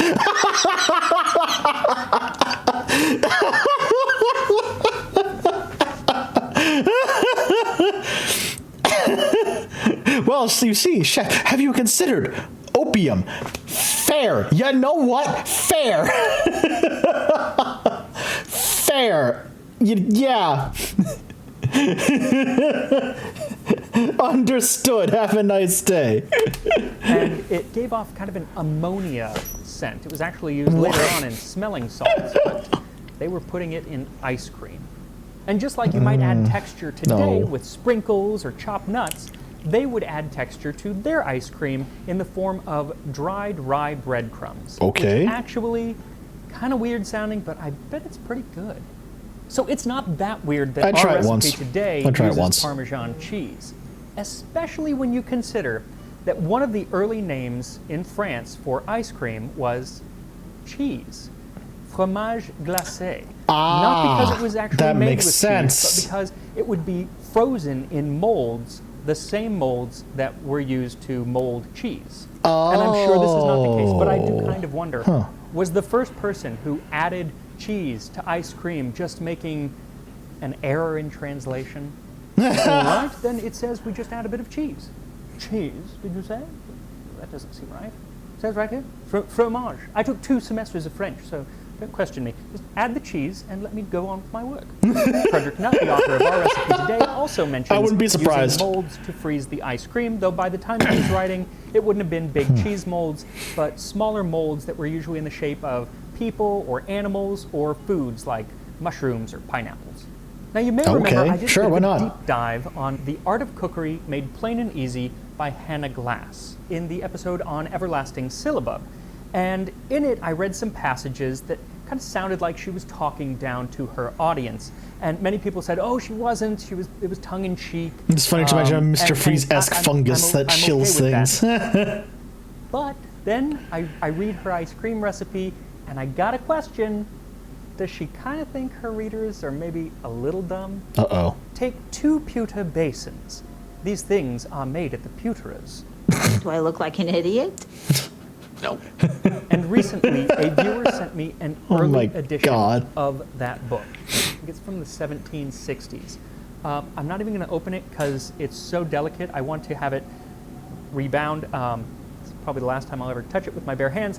But it's like having a bit of history here in the house. It's just overwhelming. So thank you so much to Shannon for entrusting That's me wild. with Holy this cow, that's old. piece of art, because that's really what it is. So ice cream had become quite popular now in England. Okay. But were they eating it in the colonies? Well, as early as 1700, we do have some evidence that it was being enjoyed. But what really made it take off That cartoon face was wild, yeah. Presidents. While serving as ambassador to France in the 1780s, Thomas Jefferson became enamored with ice cream. And when he returned to Monticello, he did so with a handwritten recipe for French vanilla ice cream. At the same time, George Washington was falling in love with the confection, as he was known to own 2 pewter ice cream pots, which I assume were made at the pewterers. He also had a 306-piece serving set. What the fuck? 306? And in the summer of 1790 in New York City, he spent $200 on ice cream. What the hell? $5,000 in today's money, which coincidentally is the exact amount that I've set aside for my ice cream budget. Then on Inauguration Day in 1813, James Madison, notoriously shy, had requested that First Lady Dolly Madison, avid partier, arrange a small gathering. So of course she invited 400 people over to the White House to enjoy what would be the first inaugural ice cream social. Nice, okay, that's cool. 20,000 of Andrew Jackson's supporters crowded into the White House to celebrate his inauguration. They tracked in mud and destroyed the furniture and had to be coaxed outside with ice cream and whiskey. Good combo. Is a wonderful combination. Solid combo. Though despite the claim that ice cream, you scream, we all scream for ice cream, it did have its detractors. Why needs any man be rich? Why must he have horses, fine garments, handsome apartments? Only for want of thought. We dare not trust our wit for making our house pleasant to our friend, and so we buy ice creams. That was the great Ralph Waldo Emerson, who I'm guessing did not get invited to a lot of parties. He probably wasn't TBH, I heard Andrew Jackson supporters and I expected to overthrow the government. Also fair. In 1843, Nancy Johnson of Philadelphia patented a mechanical ice cream machine that sped up the process of making ice cream so much that it really ushered in the commercial ice cream industry. Yeah, buddy. Why she doesn't have a national holiday or a place on Mount Rushmore, perhaps, I do not know, because the woman should be a national hero. Also, what's cool is, even though mine is electric and hers wasn't, the general idea of how it works is pretty much unchanged. Ice cream trends are like magic. And I don't know if it's her machine exactly. Like, legitimately? Made it into the 1850 edition of Goody's Lady's Book, edited by abolitionist Sarah Josepha Hale of Mary Had a Little Lamb fame. But I oh my God, really? Wow. So I'm going to read it anyway. We do not think that we can do our lady Oh, readers nice, a Purcell, greater that sounds service good. than introducing to their notice That sounds good. a recent valuable invention in the shape of an ice cream freezer and beater. Ooh. Ice cream has now become one of the necessary luxuries of life. Damn right. A party or a social entertainment could hardly be thought of without this indispensable requisition. Other delicacies might be omitted by Agreed. substituting other Listen, I'm articles lactose instead, intolerant. I don't but give a shit. I nothing still love can ice cream. supply As long the as I have place lactate of first, ice I'm cream. fine. Here, take that, Ralph Waldo Emerson. Now, while Miss Johnson was bringing ice cream to the masses on a large scale, the Hokey Pokey men, not to be confused with the Hokey Pokemon, were bringing ice cream to the masses Amazing. on a small scale. Through the 19th century, Italian immigrants, many of the same saints that brought us pizza, traveled yes. to places like the US, Germany, and Scotland, and with them, they brought their own form of ice cream, gelato. I love a made good with milk gelato. instead of cream. I love a They good would sell it gelato. on the streets from little carts and were called Hokey Pokey men because of what they shouted. Some variant of either gelati, ecco un poco, which meant ice cream, here's a little, or even closer to Hokey Pokey, o che poco, meaning oh so little, probably referring to the price because Oh, it was that dirt check. cheap. That's cool. Here's the stuff to make you jump. Hokey Pokey penny a lump. Hokey Pokey sweet and cold for a penny, new or old. In the 1897 Old London Street Cries, Andrew Tour wrote that, for obvious reasons, spoons are not lent. The soft and half-frozen delicacy is consumed by the combined aid of tongue and fingers. He says that it could also be frozen hard Already? as a brick and then wrapped in paper so you could That's a take choice. it to go. I don't know if he Something still that does it before the first few years. He clearly had was not a happening everywhere plush with because different around the Pokemon same in the time background of New York every City, video. It was often sold by the lick. Outside, yeah, no, I on see the that. streets of New York, you would get a cup of ice cream, and then you would lick the ice cream out and hand the cup back, get another scoop in to go to the next customer. This was clearly before New York started. Oh no! Oh no! Oh no! No! No! No! No! No! No! Oh, that is so unsanitary. Oh my God! No! Ugh. Ew! Oh, I hate that. Their restaurant health board rating system. Unfortunately for the Hokey This is Pokey what those men, doctors should have been mad unfortunately for about. customers, Yeah. New refrigeration technologies and the invention of the soda fountain ushered in the age of the ice cream parlor Yes. and the drugstore soda jerk. Hot dog! That was George Bailey from It's a Wonderful Life, who was a soda jerk. And if you've never seen that movie, it's one of my favorites, and you should watch it. It's a Christmas movie, but watch it anytime. It's a classic, honestly. Anyway, these pharmacy ice cream shops became a crucible for some real ice cream ingenuity. Yes. Banana splits, parfaits, and the classic ice cream sundae. Now, several cities claim to have originated the ice cream sundae, and I will not weigh in on which one is correct, though Ithaca, New York is the first to provide some written evidence from 1892. Interesting. But regardless of where you go, the story tends to pretty much be the same. Supposedly, due to the blue laws of America at the time, and still in some parts of America today, That checks. selling ice cream sodas on the Sabbath was seen as sinful. So some smart-aleck soda jerk decided to circumvent the statute by substituting soda with syrups and whipped cream and then bedighting them with a cherry. Thus, the cherry sundae. Smart. These ice cream parlors remain Smart. hangouts mostly for kids and teens. As the Chicago Tribune put it, only little girls and dudes drink ice cream And soda. dudes. That is until the 1920s when prohibition made alcohol And illegal. dudes. When all the saloons closed, then the pharmacy got hopping.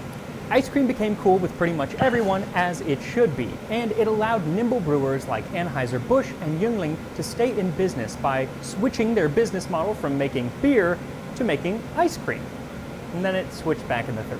Huh. Now from there, the story of Interesting. ice cream really blows up because it just takes over the world and becomes popular absolutely everywhere. And so I'm actually going to leave it there for today because I can't do the rest of its history, the 20th century, real justice until maybe I do another form of ice cream sometime in the future. Interesting. So I That's will really put a neat. link to a wonderful book on ice cream in the description. It's by Laura B. Wise, and it's really, That really I know for a interesting. fact is So in the you can Culinary read Institute that of if you America's just library. can't wait.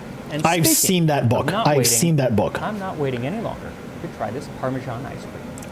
All right. So once it's how turned and is frozen, this? Let's then see. it's ready. Now you can eat it right now. It's going to be a little bit more like soft serve, but they would have eaten it like that at the time. Though he's not specific, and he does mention freezing it in molds, which would make it quite hard. So you can put it into the freezer for a few hours, to kind of replicate that. It's probably going to be more like ice cream that you would get at the store today. But for me, I can't wait, so I'm eating it now. And here we are, 18th century Parmesan cheese ice cream. It is getting melty pretty fast, which actually matches a lot of the descriptions of 18th century ice cream, so that works. Can't tell if I smell the cheese or not. I really was worried that it was going to be like overpoweringly smelly. I do have an ice cream machine. Hold on. Give it a try. I do have an ice cream machine. I might.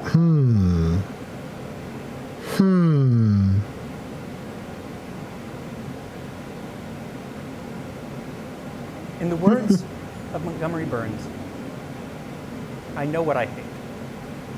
And I don't hate this. In fact, it's really good. 1 second. It's so smooth and creamy and sweet, and the Parmesan is there, but it's not. If I didn't know it was Parmesan, I don't know that I would know that it was Parmesan. It's like this interesting savory flavor, but it doesn't taste like cheese, and it's not like overly salty or anything. Interesting. Maybe my favorite thing that I've ever made on the channel. Like, I think I'm going to eat the entire thing that I've made, not in one sitting. But ice cream stays. It's delicious. This is very, very good. This is very, very good. One of my favorite comedians, Lou Costello, his dying words were, "That was the best ice cream soda I ever tasted." And I don't know that this is the best ice cream I've ever tasted, but it's up there.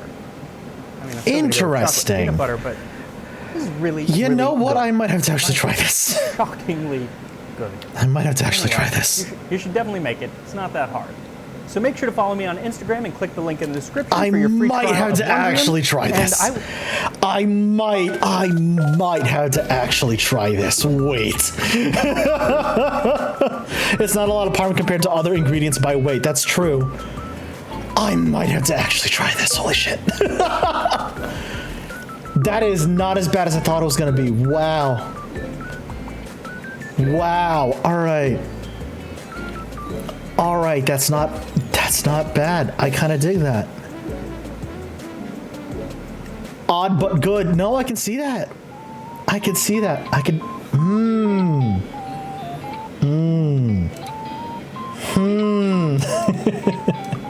Chat, y'all got me thinking now. Y'all got me thinking now. My God. All right, it is just about 7 o'clock. Do we want to do... Hold on, do we want to do one more? I don't have an ice cream maker, so this is in your hands. I will let you know how it goes, Bird. I will let you know how it goes, Bird. Trust me. Actually, you know what? Hold on a second. Hang on. Hang on. Oh, you know what? No. Yeah, no. I'm getting... Unsurprisingly, chat, I'm getting hungry. Not just from what we were watching, but because it's about when I would start getting dinner ready anyway. So I think we're gonna call it there, and I think I'm gonna find somebody for us to raid. But in the meantime, thank you all so much for hanging out with me today. Thank you all so much for joining the stream. If you like what I do, toss me a sub. If you really like what I do, you can support me directly via Coffee. You can also actually join memberships up on YouTube.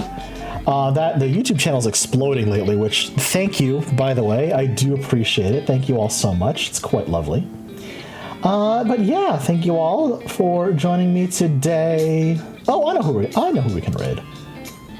I know who we can raid because I love raiding her. And she's just a wonderful person in general. I'm going to send you all over to Cereza. What is she playing right now? She's playing... Oh, God. I haven't thought about this game in a hot minute. She's playing Ace Combat Zero. Excellent. Excellent. Tomorrow's stream, by the way, we're back tomorrow, again, 4 p.m. Eastern Standard Time. We're going to be checking out something I've been meaning to check out for a while. And that's the fan game, Pokemon Infinite Fusion.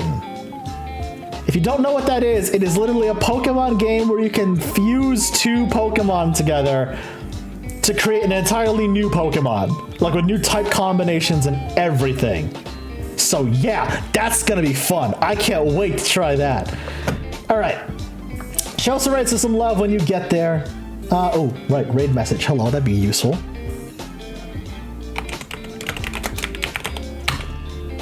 Raid message, that'd be useful. Give her a Kobold raid. Join the Discord if you're not already there. Follow me. I'm everywhere. TikTok, Twitter, YouTube, as I mentioned. Have a good night, everybody, and I'll see you tomorrow for some Pokemon craziness. Bye-bye.